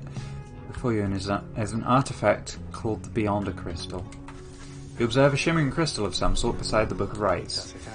As you have surmised, the triumvirates you are to confront during the rites shall stop at nothing to prevail against you. They have prepared for this for quite some time. The Beyonder Crystal may help ensure that you are well prepared in turn. It's a resource now at your disposal to be used at your discretion. Gaze upon it and you shall see what I mean. Henceforth you may use the Beyonder Crystal. It is calling you. The Beyonder Crystal seeks Ruki. You look upon the shimmering surface of the Beyonder Crystal. Some of your senses fail, though you retain a hold over your consciousness. An apparition appears before you, clad in the raiments of the rites, but incorporeal. I sense that you're not a total idiot. She reaches for the clasp on her mask. So, the Nightwings have returned. Oh, but where are my manners? You must be their lovely reader. Please, call me Sandra. She is a wraith, expelled for eternity within the Beyonder Crystal and bound to serve the rites. We met briefly before, when you first beheld the book. When you were stuck inside of it, I was among the phantoms your companions banished there, no doubt stroking their egos. You listened well enough to that damned voice. Described within the book, it calls to you during the rites and reminds you of your exile. Now, I suggest you listen well to me. I am bound in servitude to you, along with any idiots whose freedom happens to be intertwined with yours. I know the rites better than anyone. I can soon whip you into shape if you but take advantage of my services. First, I offer scribe trials to those friends of yours. If they can pass, it should be worth their whiles and yours. Secondly, my Beyonders and I avail ourselves for practice rites, should you be so inclined. We could always come and chat and briefly free me from an eternity of boredom, We're going to ask what's on her mind. I do appreciate the effort to make small talk with me, reader. Anything to break free from the monotony of staring at the void within this place. Not that I could see it if I tried. She laughs at this, or maybe at herself. Certainly, I could make talk with my fellow Beyonders trapped here as they are with me. You might expect that we would all keep each other company. There's just one problem there, however. We're all sick of one another. She laughs again, perhaps not at her joke, but instead at her predicament. I do exaggerate to some extent, but there's a certain truth in this. We've been stuck together long enough that we've grown more distant rather than more close. But I'd best not wear out my welcome with the likes of you, as I have long since done with all the others here. So, carry on for now, and if these fools with whom you travel learn something, come bring them forth to me, and I shall see to it they learn some more. Request of her a scribe trial. Indeed, it looks as though one of those failures of yours is ready for a lesson in pain. Choose among the worthy. We have Ruki ready for a scribe trial. You ask Sandra to administer one of her special trials for Ruki. Having worked a boring 12-hour job over years, you run out of things to talk about and your conversations start getting weird. What, the loudmouth cur? Well, I suppose that he's ready, technically, though I have a litany of reservations about him, but let us bring him forth. Soon Ruki appears in the heat of the summons. Sister, why are you looking at me like that?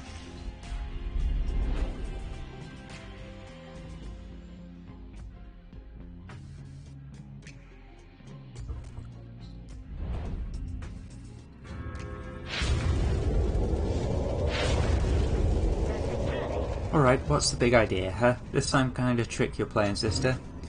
The apparition Sandra then appears and unfastens her mask. Shut your snout and listen well, cur. You answer to me here. What? Your mouth runs quicker than those stubby little paws. You have much to learn if you have any intent to prevail in the rites. Let's just see how you fare without the benefit of your trusted comrades. Save for your lovely reader. I guess it's you and me then, huh, sister? Wherever you are.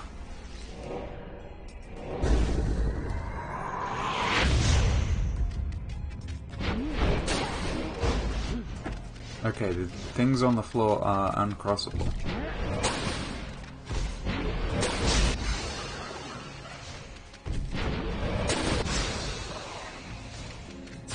Oh shit, I got banished. Oh, I got us again.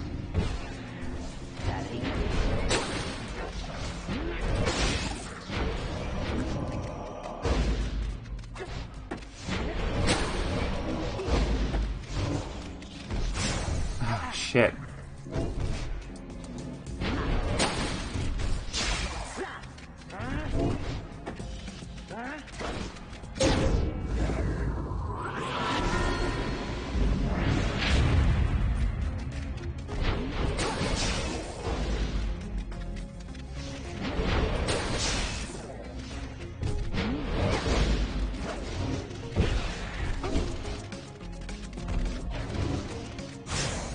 Oh god, their auras are so large.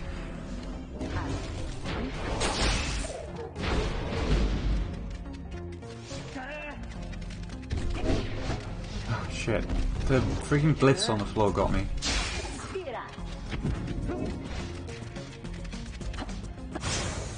Oh come on, I was there.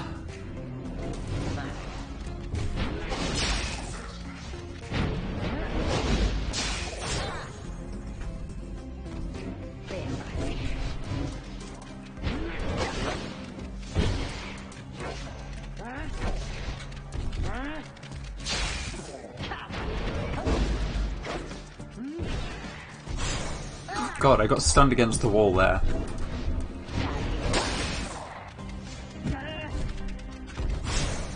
They can just... if they dash at me, I'm fucked at the minute. Unless I jump.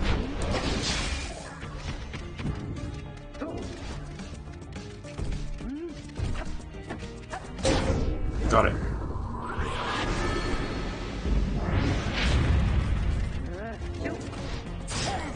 I tried.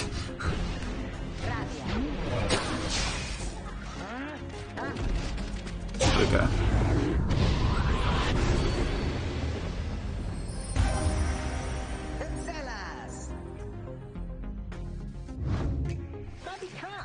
That's how we do it, right, sister? It is, and you acknowledge likewise that you did not do it on your own, despite having to face my demon friends all by yourself. You passed my test, Kerr. Congratulations are in order. Both to you and your lovely reader. Now farewell.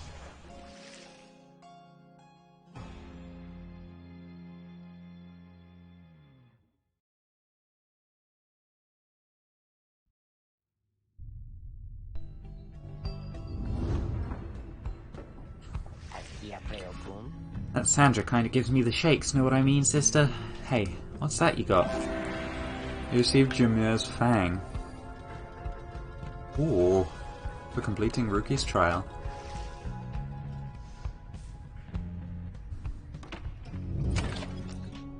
Continue with your journey. You find everyone is feeling rather miserable. You sense just being in Flagging Hands eat away at one's spirit. Only the imp Tizo seems unaffected. He's a venerable drive imp who seems to know the ins and outs of the Nightwing's Black Wagon. Most of your fellow exiles lose one hope for the next rite, suffer alongside them. A moment, reader, there are several courses we may take through the Flagging Hands. If you choose to prolong your stay, it may be worth your while. However, your companion's spirits shall likely suffer more. Okay, so we've got Cold Moat. The north route through the Flagging Hands crosses a mass grave. The Lone Minstrel says you can get a valuable item if you take a job here. Plaguemon. The middle route through the Flagging Hands cuts straight to the pit of Millheath. Edwin suggests taking this faster route will reduce your companion's loss of hope. The south route through the Flagging Hands crosses diseased and wilted plains. The Lone Minstrel says you can improve a talisman if you take a job here at Fallowfield. Let's go Cold Mode. Valuable item sounds fun.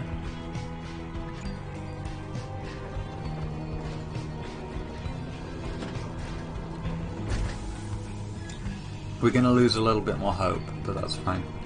The North route through flagging hands is dismal beyond reckoning. There is little talk among your group, yet you sense despair encroaching. Only Tizo seems unaffected. Most of your fellow exiles lose one hope for the next rite. Later you accompany the lone minstrel in pursuit of his task here. Speak not directly to the living shade, and be true to your heart when responding to its inquiries. Make no attempt to look it in the eye. The lone minstrel offers these and other words of advice as you approach the burial mounds of Coldmoat, where many of the exiles of Downside see their final days. A glimmer of a shade appears before you as you stand surrounded by the dead. You barely see it, and it does not speak, but you feel its thoughts piercing your heart and mind. According to the shade, the book that you possess may lay some of the fallen here to rest. The shade leaves you to your work. You turn through the book, locating passages concerning freedom and the spirit. You recite such words as seem best fit to each of the fallen you see. It's draining work. The shade resurfaces after a while. It leads you to a hollowed stump, then fades away. You found a Nox shroom. Ooh, 50. You quickly put it away, journey onward.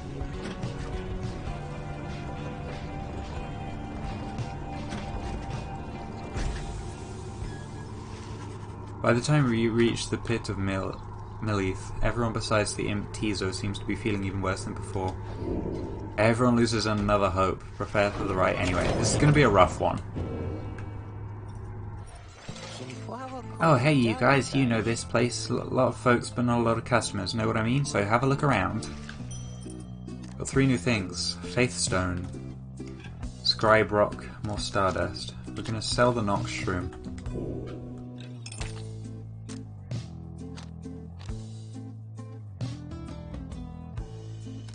We're going to keep Haruki's legendary item. We're going to grab more Stardust.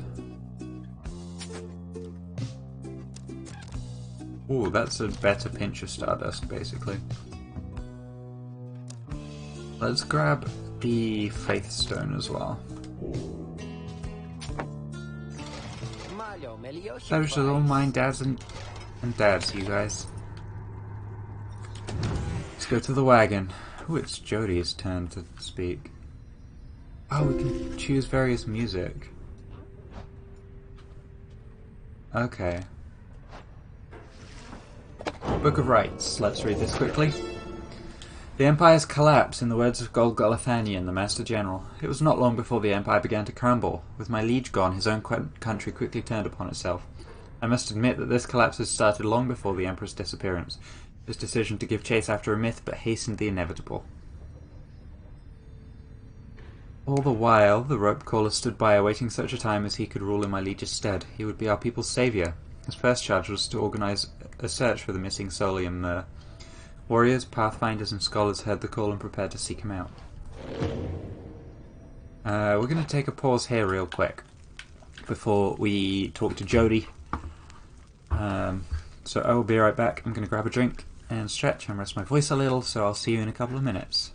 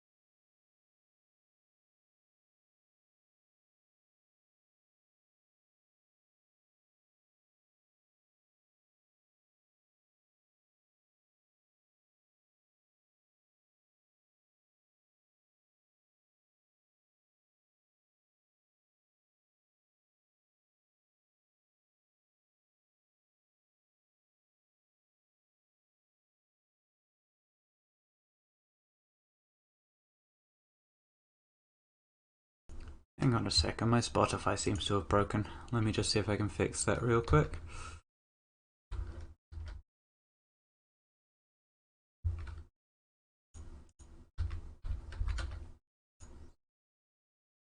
Or if it's broken. Just every single song is grayed out, so I'm not sure. There we go. Cool. Well, I'm back now anyway, so we'll pause that.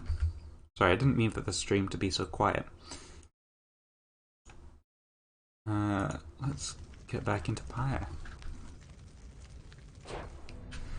And let's talk to Jody. We also have Tizo's nest, which is very cute. You sensed Jadaria's steel gaze well before you turned to her. Rita, rummaging about the wagon once again. Tell me something now that you are here. Look at me. You're afraid of me. You consider the question. You've never before met someone like her, but you do know something of what happens to those who remain in the downside for many years. Jadaria wishes to know if you fear her. Admit she can be a bit intense, deny feeling that way, or say nothing. Admit she can be a bit intense. You are very much aware that she could snap you like a twig at any point. Look, I'd welcome that. Deny feeling that way. From what you know of her thus far, you sense no need to feel afraid of her. Let's deny feeling that way. You tell her that although you do not yet know each other well, you do not fear her, and on the contrary, feel safer in her presence. Truly. In that case, I have much work left to do. You shall fear me yet, if you survive this place. Now then, I shall go make my rounds. She walks away. You feel the floor of the wagon shake with her step. Jadario gained +1 hope for the next right. Oh, that helps, at least. Okay. Let's commence the rite. As you make preparations for the coming rite, you wonder if the stars above will even be visible through the dense fog hanging over the pit of Miliv. Then, Tizo seems to be very concerned by something in the vicinity. The little imp disappears in a hurry. Oh, is Tizo alright? He was so frightened. He was not frightened. He was issuing a warning. Silence, everyone. Take cover. Jadariel makes quick note of several hiding places among the nearby crags and rotted husks. You wait. Something about the place dampens your senses. All you feel is a creeping dread. Then from the shadows, a writhing shape slides forwards, its hulking form draped in raiments. The shape stops. Slowly, its head turns from one of you to the next, each in turn. Wise of you to hide yourselves from us, little nightwings. You trespass on the resting place of the Astralborn. We shall see when the stars muster the courage to illuminate this place. The creature vanishes into the dark. After a time, your companions reconvene. That was a bog crone, serpentine creatures native to the Commonwealth's southern bogs, widely feared. Indeed, that was which Udmilth of the Withdrawn. A triumvirate of bog dwellers compelled by sinister forces rather than by freedom. She is an ancient witch with an unhealthy obsession for Islach, the Astralborn monstrosity. Tizo makes clear he has no love of Udmilth. Although the rites dictate she cannot harm you bodily, with best not to take any unnecessary chances. We'll take what chances we can get in all of this. Everyone, it's time.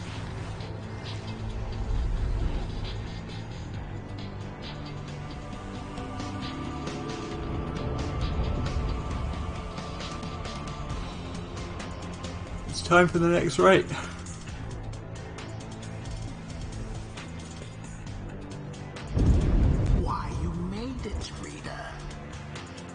All the way to the detestable pit of Miliv. In doing so, of course, you have disturbed your ancient adversaries, the Withdrawn. The deranged witch who leads them has big plans in store, should she prevail in all this. Now, as you know, I normally would wish you a shameful defeat. But in this case, I wish you a little bit of luck. Ooh. crone Udmilva sees your companions gathered by their pyre. A little flame as that shall never warm you here, much less survive the night. Here, Islach, make the night wings suffer. Ruki trots forward from your ranks. Listen here, you old bag.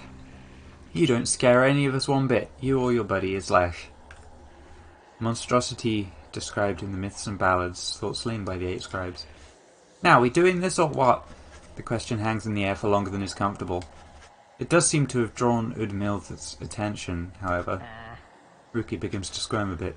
Then Udmilva moves her slender fingers to her mask. Foolish. Islach shall grow. Islach shall grow. Islach shall grow. He shall consume ye ere your little flame has died. That we shall ensure. Udmilva slides off toward her followers. Ruki remains motionless for a time. Whoops. Now, let us begin. Okay. We'll grab Headwind for this one. We'll go for Ruki. Because we've got his talisman.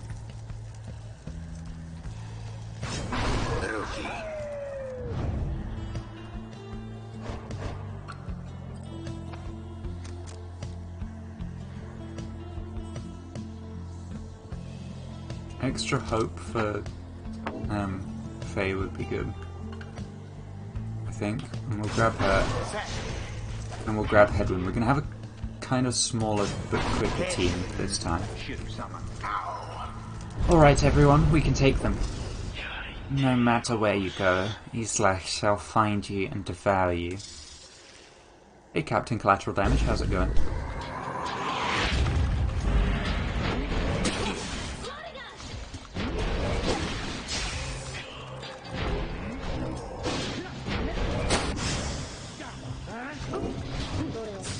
Ooh, just got there.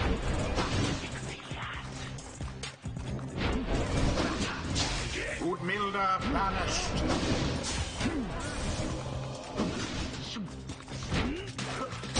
The flame is stricken. Going good? I'm glad to hear it.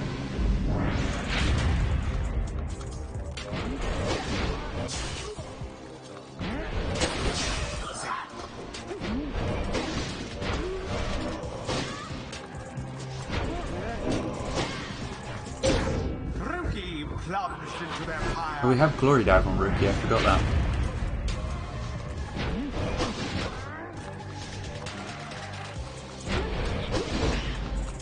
Oh, she does like a shotgun blast. Bye, Faye.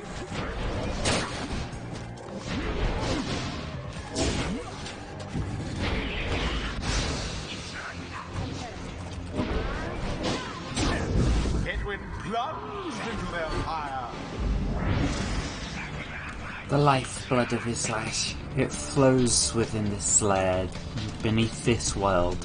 His lifeblood, it shall engulf ye in such blackness and despair. Excuse you? The witch invokes a profane name, I shall repeat. Best beware of foul sorceries. A shameful outcome.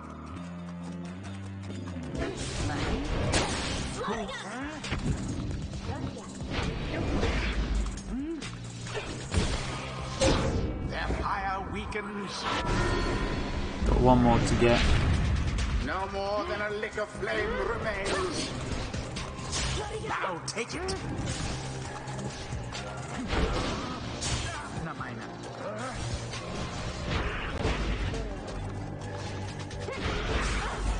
Oh shit, that's gonna banish us if we touch it.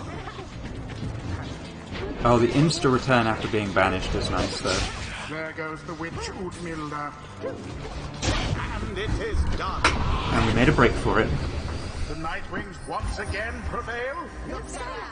Accomplished effortlessly, I might add. And we didn't take any damage to our pyre. The ceremony is complete. See, those bog dwellers, they're just a bunch of hissy talk. The scribes, they vanquished Islach, just as we prevailed tonight. Nice work, everyone. Never thought I'd have to stand against a bog dweller. Islach, we have failed thee, and the deed shall be repaid in blood. As for ye fools, ye shall be consumed, and everything around you, from the soil to the stars, you shall see. Boundless are the teachings of the scribes. Spooky.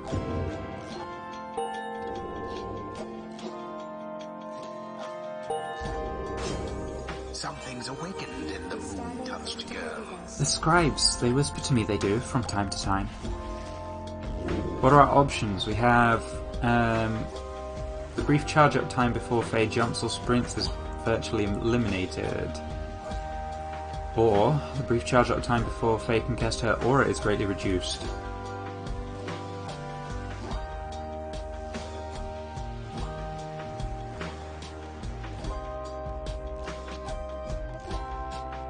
Ooh.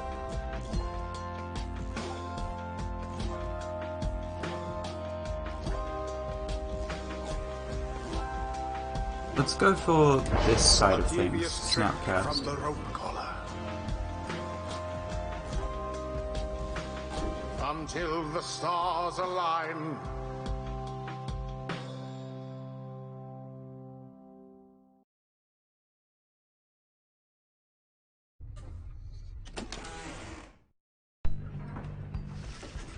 Having defeated the Withdrawn with great prowess, you and the others have some moments to recover from the ordeal in the relatively safety of the Black Wagon.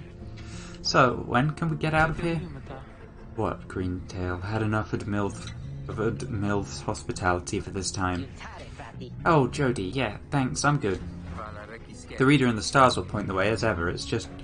So far we've kept on going north, if that's the case again this time. The Sea of Spoils spreads north and west from here for untold leagues.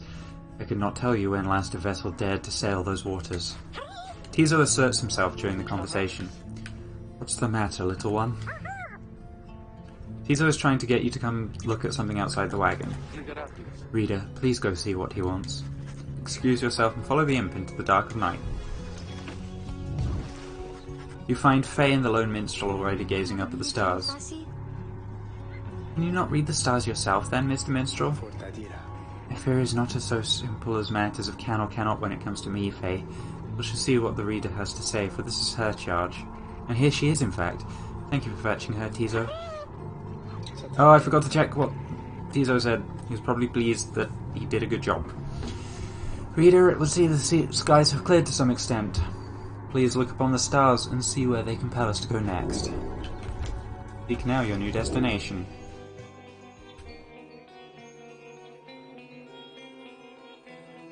Further north. Ores, the Azure Star. The Azure Star burns bright over the ruins of a lost frigate in the Sea of Soils.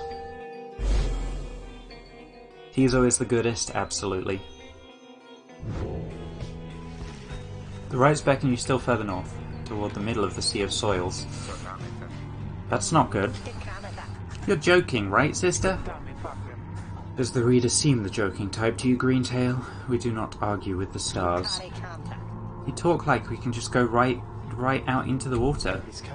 Pardon my interruption, though perhaps we can. Say what? My client Sandalwood. He has a way of anticipating such eventualities. West of here lies a place called Big Bertrude's. The proprietor is an old companion of his. You may be able to assist us. A small bog-dweller outpost at the edge of the sea. Edwin's smile returns. That sounds like our best shot right now. Let's pack it up and move as soon as possible.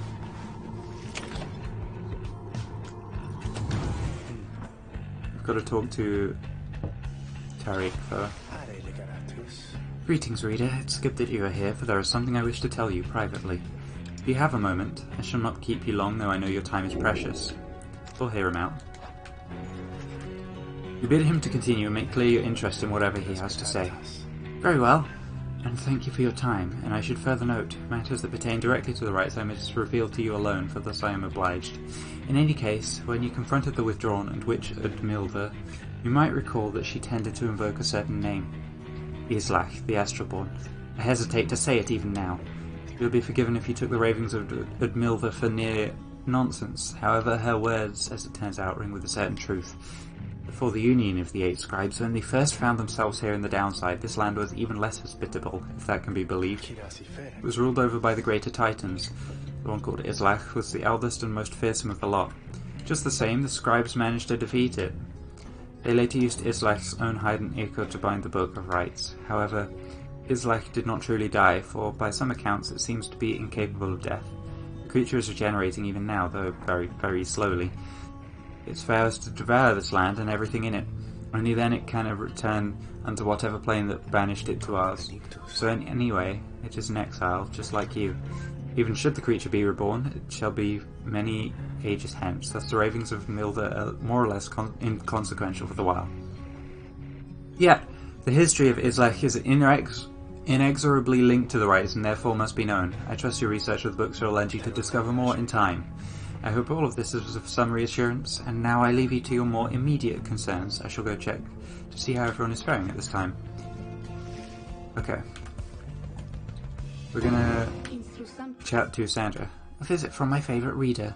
What is the occasion? We're gonna ask what's on her mind. Are you sloshing away all across the flagging hands right now?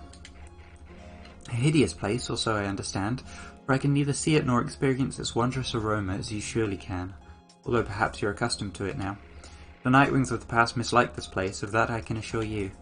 We share a common misery. Now, please leave me to mine, unless there is a service you require me to render at this time. Bid her farewell, because we don't have a trial yet. Until our next appointment. Let's continue on the journey. And go to Big Bertrude's.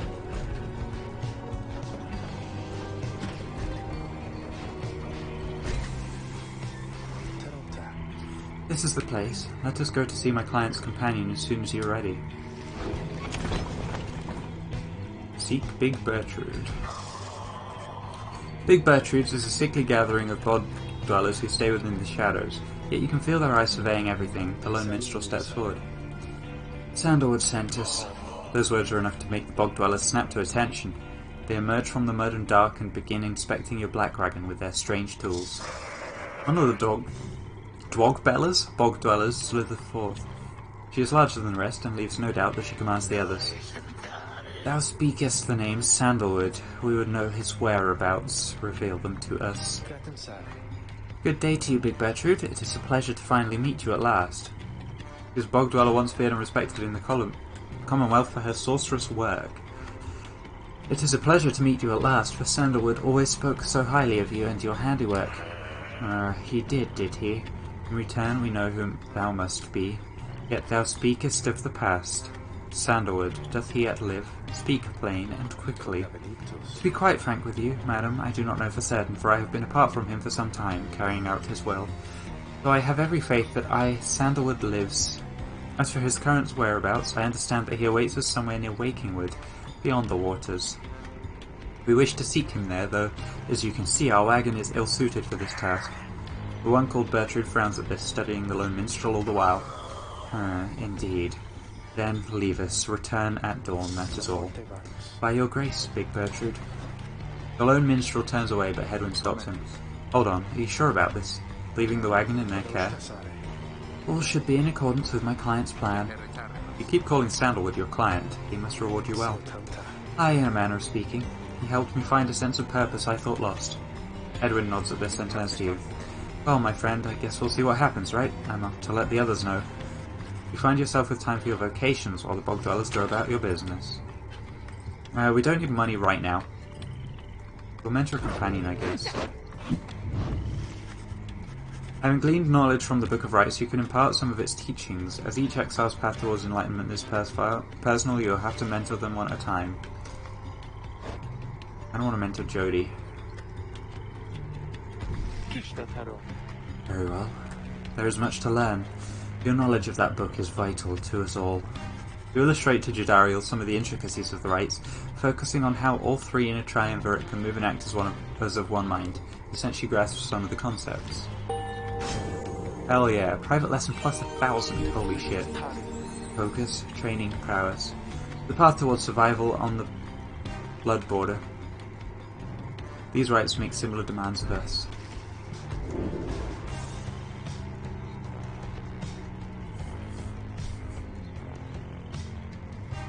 If we can salute and jump in, she can do 35 damage, but I think we'll go for the stunning one. I appreciate your knowledge, reader. Perhaps I shall soon have an opportunity to put it to use.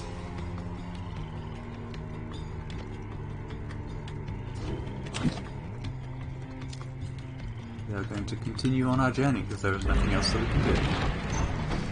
The lone minstrel finds you early the next day.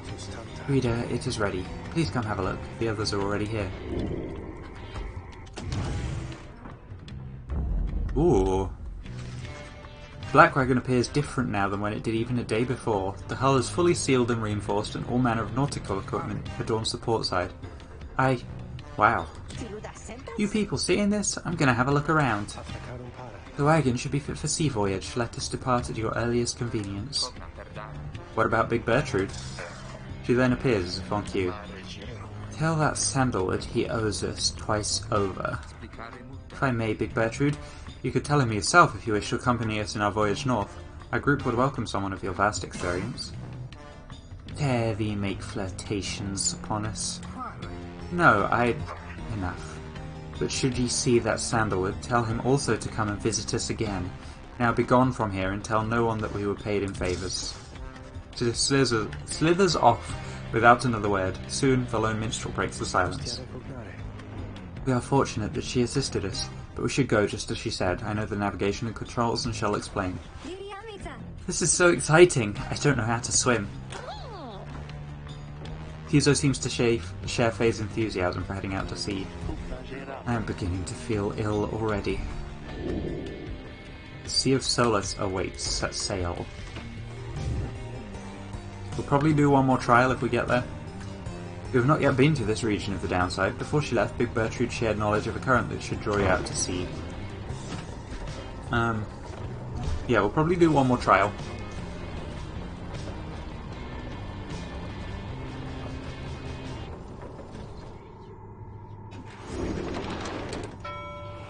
I love how much personality the Black Wagon has. Worm Gulf. You and your companions watch the sea as your wagon rolls over the gentle waves. We've crossed into Worm Gulf. I hope that all of you are acclimating well. There is no acclimating to these worm-infested waters. We risk everything to sail here. As long as we follow the cold current Big Bertrude indicated, we shall be safe. The next rite is in the middle of the sea. How will our adversaries meet us there? They shall find their way, as we ours. It's all part of the scribe's design. Now, reader, please confirm the next point on our sea journey. We seek the Hulk of Oars.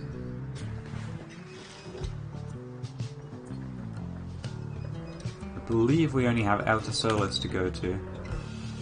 Bertrude's instructions are to navigate the maze of moors in a curving route bearing northeast.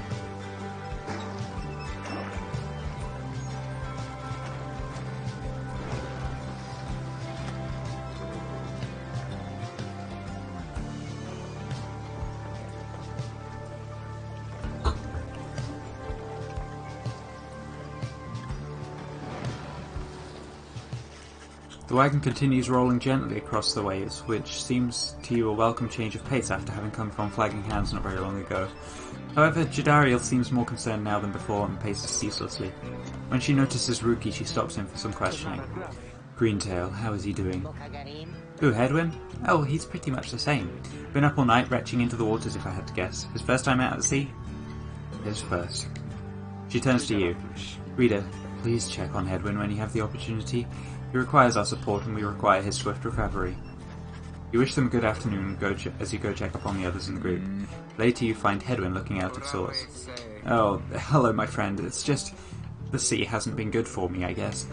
It's funny, all this trouble just to get back to the Commonwealth of all places. Hey, tell me something. What did you miss the most about that place? Your book collection. Sure, it was highly illegal, though just the same you miss having access to the volumes.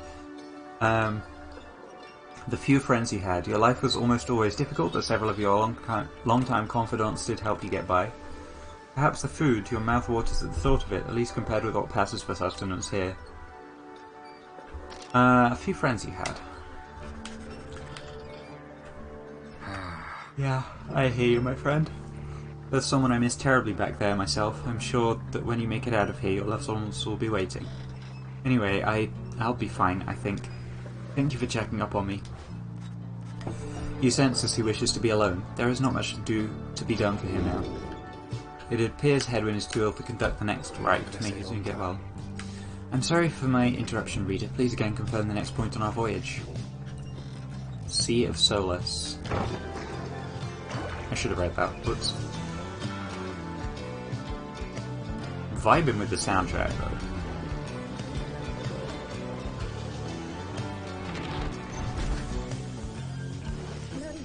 By the scribes, the sea! I didn't know it was so beautiful. Having escaped the waters of Worm Gulf, you can now see what must be the hulk of oars far on the horizon. Not everyone has taken well to the sea voyage, however. Tizo is wondering if Hedwyn is feeling better. He requires further rest, Tizo. All we can do is wish him a swift recovery. Reader, madam, from this point our voyage must diverge from Bertrude's instructions. Please consult with your companions about which course to take. So we have the Underking Pass or the Fathomless Trench. Tizo wants to fish for something tasty in the Fathomless Trench.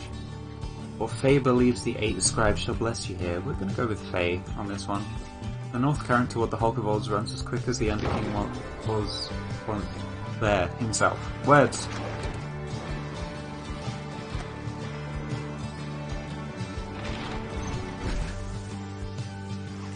We find Faye gazing down into the depths. The water is so very beautiful, and yet it's very dangerous. They always said it's very dangerous if you fall in or drink enough of it. But the scribes, they have protected us, and they're watching, I just know. Even out here in the waters of Underking Oars, they are just on, I feel it, I just know.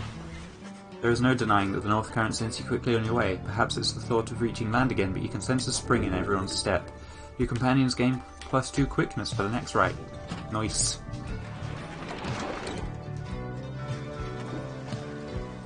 And here is the next rite. Oh. At last you arrive at the Hulk of Oars after journeying across the sea. It seems the rite is to commence here soon, though there is no sign of your next adversaries yet. Page revealed down the river. We also have the Slug Market. Oh hey you guys, funny running into you out here right in the middle of the drink. Know what I mean? Not a lot of good customers today, so have a look, I'll give you a good deal. We've got Thorn Knot. Maximum range on casting. That could be good on Rookie, but that would be good combined with Rookie's Talisman. We'll grab another one of those.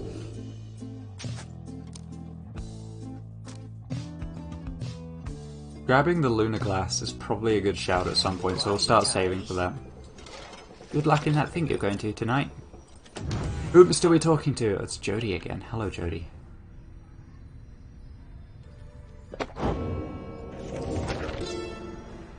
Down the river, in the words of Golgothanyan, the Master General, the Emperor Solium Mer knew naught of this, of course.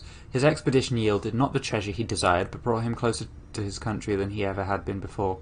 As he travelled down the river Splorian in pursuit of greed, he found instead an inkling of shame.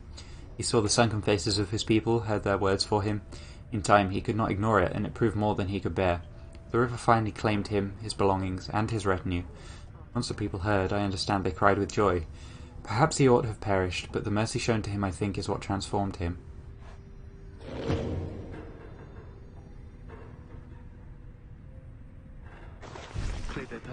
Reader, a moment of your time. You ask what's on her mind. Hedwyn. He's beginning to recover from his illness, however, its sudden onset serves as a reminder, I believe. I've known Hedwyn since he was a child. Even now I hesitate to say that he's grown. Nevertheless, there are such things that even I would never say to him directly. For instance, I struggle with his confidence at times. Whether he leads us to our freedom or our doom, I am ambivalent. Speak not a word of this to him, of course, in case that's unclear. I shall tell him in my own way, if and when the time requires.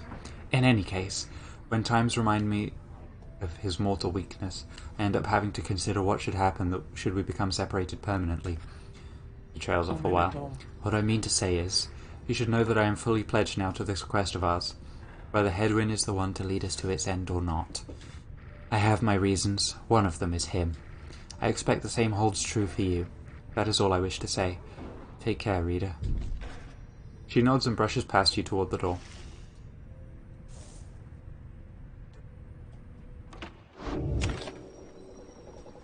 Buddy, I am hungry. We're going to do this right and then we're going to finish up.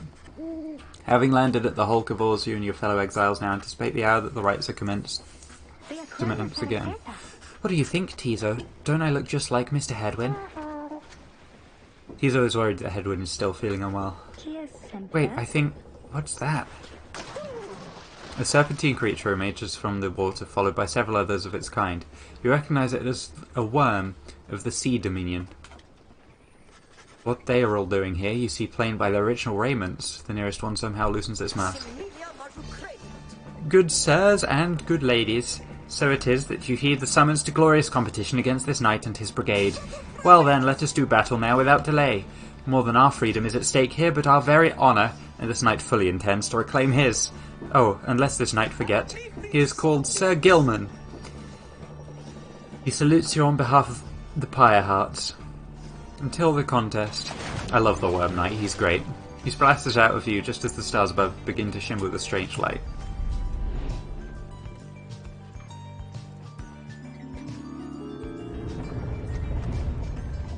I love Sir Gilman, he's great. I've met him once before in the game, playing it solo, but we're approaching the point I got to actually. Even the vastness of the sea was not enough to thwart your coming here unto the Hulk of Ores. Ores is how we say that, okay. Not to underestimate your adversaries here, despite their pitiable looks. I'm so hungry. I am, of course, referring to the Pyre Hearts. These rites are but another war to them, and that makes you their mortal enemy. Yeah, just all of a sudden, my stomach has gone grrrr. So...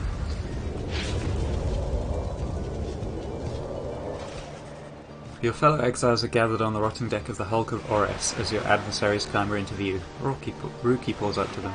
Say, what are you worms even doing here? Can't you just swim back to the Commonwealth or the Sea Dominion or wherever it is you're from? Ha ha! An excellent point. It seems that these adversaries in the rites are clever, wouldn't you say, sire? Just get rid of them already. Gilman is your commanding officer. This knight hereby commands it. Hark! This knight wishes to introduce his noble commander. No worm knight in history has withstood as many frontline battles. Doff your helm, sire, as is our custom. May our adversaries tremble at the sight of you. Sir Gilman attends to his commander's mass despite his protests. Wait, give this knight his mask back. This knight hereby presents to you the great Sir Deluge, a noble visage, is it not? Sir Deluge trembles and squirms. So yes, you can swim or no? Ha! Of course we knights can swim, all knights of the Sea Domain can. But we are exiles in this land the same as you. We can swim, 'tis true, but it's summarily impossible to swim back up the river down which we were flushed to end up here. Nay, there is but one way to return. Silence, Gilman. Nobody cares. Back to your post. Sir Gilman hesitates, but does as he is told. This knight knows who you are, Knight Wings, and he is not afraid of you. He somehow climbs back into his mask and coils up to his full height. Now, on guard! The exiles of the Worm Triumvirate take their positions as you focus on the Book of Rites. Oh my god, the worms are tiny. Reader, Hedwyn's illness means he cannot help us here. He should be counting on us. We're going to take Jodie into this fight for definite. The rites. Let's grab Tizo. Let's grab Faye. Faye! And let's grab Jodie. Let us make short work of this lot. Gilman's status report. What's the enemy's position? They now stand ready to confront us, sire. A very brave triumvirate they seem to this knight's eye. Brave air-sucking monsters, one and all. Pyre Hearts, be ready!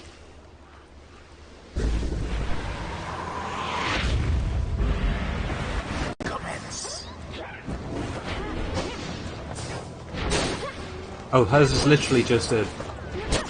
that now. Okay. Hell yeah.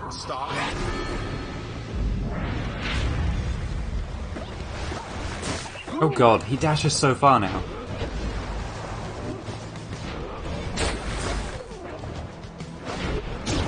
Oh, he got. That laughter was weird.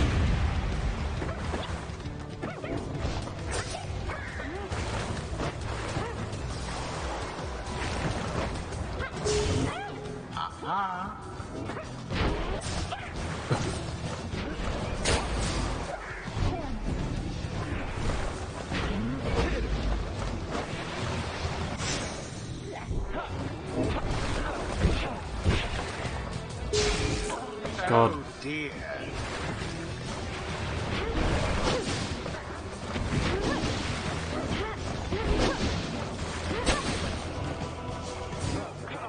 They can just freaking swim. Tizo takes the plunge.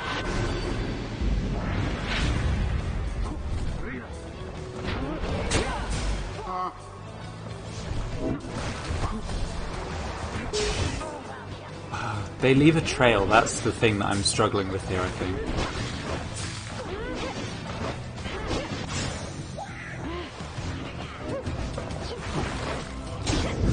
Nice. Faye's pretty good. Gilman, your form is sloppy. Fight them though your miserable life is on the line. Your words do wound me, sire. This knight gives every right his very, very best. Though perhaps we do have much to learn from such a brave triumvirate as the one whom we now face. But whose side are you on? Get out there and vanquish them at once. Tizo notes the Pyrehearts seem to be too busy arguing to pay you any attention. There seems to be dissension in your adversary's ranks. It is little wonder these fool worm knights are no longer fit to blessed be. Now end the ceremony.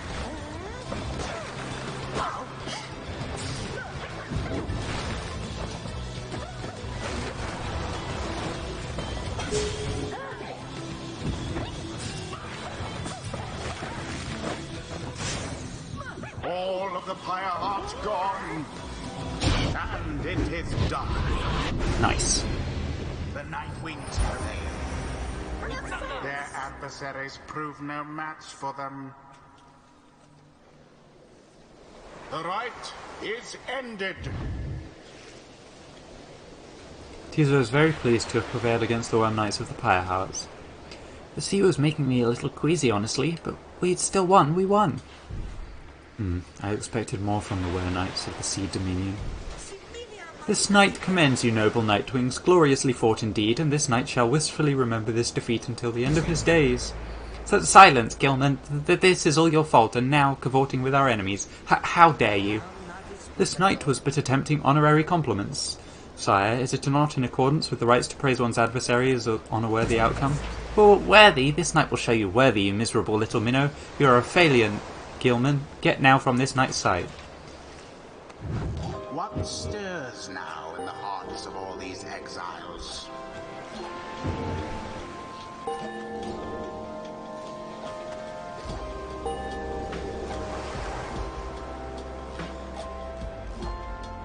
Until the next round.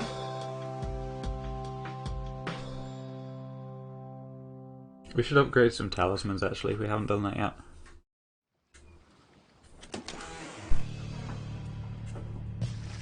After prevailing over the Pyrehearts almost effortlessly, you at last return to the wagon with your companions. There is little discussion of the Pyrehearts, who seem to have already swam off towards wherever the next stars directed them. Instead, your fellow exiles turns toward your companion who was absent for the rite. How is Hedwyn? The lone minstrel makes a sound, but no words form yet. Something is troubling him. I urged him to remain bedridden, and he simply would not listen. I'm very sorry, but... Wait, what? Everyone stares at the lone minstrel in stunned silence. The lone minstrel breathes a heavy sigh. But then... Hey, what's with the long faces, everyone? Minstrel, I should wring that neck of yours. As I was attempting to explain, Hedwyn is already up and about, despite my having strongly recommended further rest. Those that are unaccustomed to sea voyage and take ill, they are very likely to experience further symptoms if they do not remain bedridden or at least sedentary. Hedwyn is running considerable risk of having to spend another night in great discomfort. What are you, a doctor? Nay, although I'd travelled with one extensively. Look, I appreciate your caution and concern, Tarek, but I'm pretty well accustomed to discomfort here, and I had to see how things turned out tonight. I haven't had to stay out of a right like that before. So, you're back among the living then, Hedwyn? I was just seasick. Nevertheless, your full recovery requires rest. I think we could all use some rest after tonight. Anyway, thank you everyone for your concern, and I'm sorry that I worried you, or caused you further burden. He turns to you. My friend, what do you say we figure out where to go next? I'm beginning to miss being on solid ground. You follow him outside to where the night sky awaits. Hey, I wanted to thank you for conducting the rite back there without me being there. I could rest easy knowing you and the others will get through it. Anyway, I'll leave you to your reading. Can't begin to imagine what we'll be off to next. We're well past anywhere in the downside I've ever been. Even Jodie hasn't gone this far. He bids you a good evening as you turn your attention back to the sky. Seek again your destination. Trieste, the Silver Star.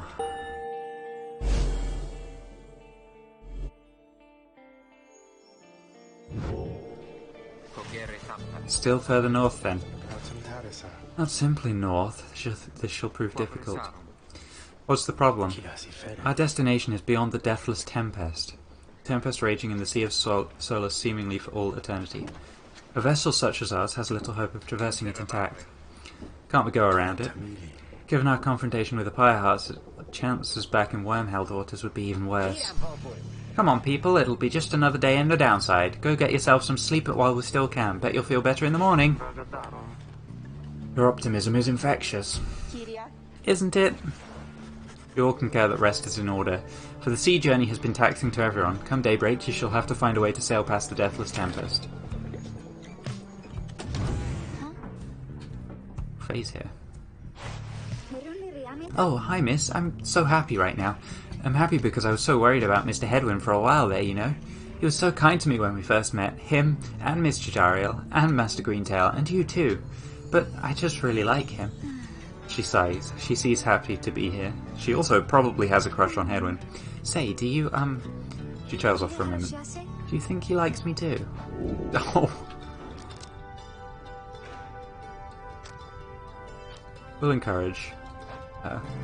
He suggests to Faye that if she has certain feelings for Hedwyn, she should let him know. It was a rare privilege to feel loved.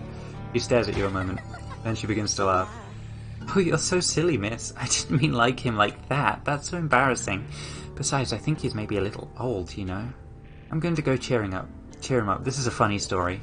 She bounds off, leaving you to ponder what just happened exactly. Faye gains +1 hope for the next rite. Why, hello, my lovely reader. What might I do for you? We're going to ask what's on her mind. There is an undulation I have sensed, reader, which means I think that your black wagon sails the seas, am I not right? Of course I am. She laughs at this, or at herself perhaps. I scarce remember the sea. It's been a little while since I bathed in it, you understand. My memories of it are wistful nonetheless, although if I remember correctly, the Sea of Solace is a disgusting mockery of the Emerald Seas near the Empire. Do be careful out there, will you? Now, let me cease my prattling, lest I extend my sentence by another such eternity or two. We'd best be back to business. Let us do this all again sometime.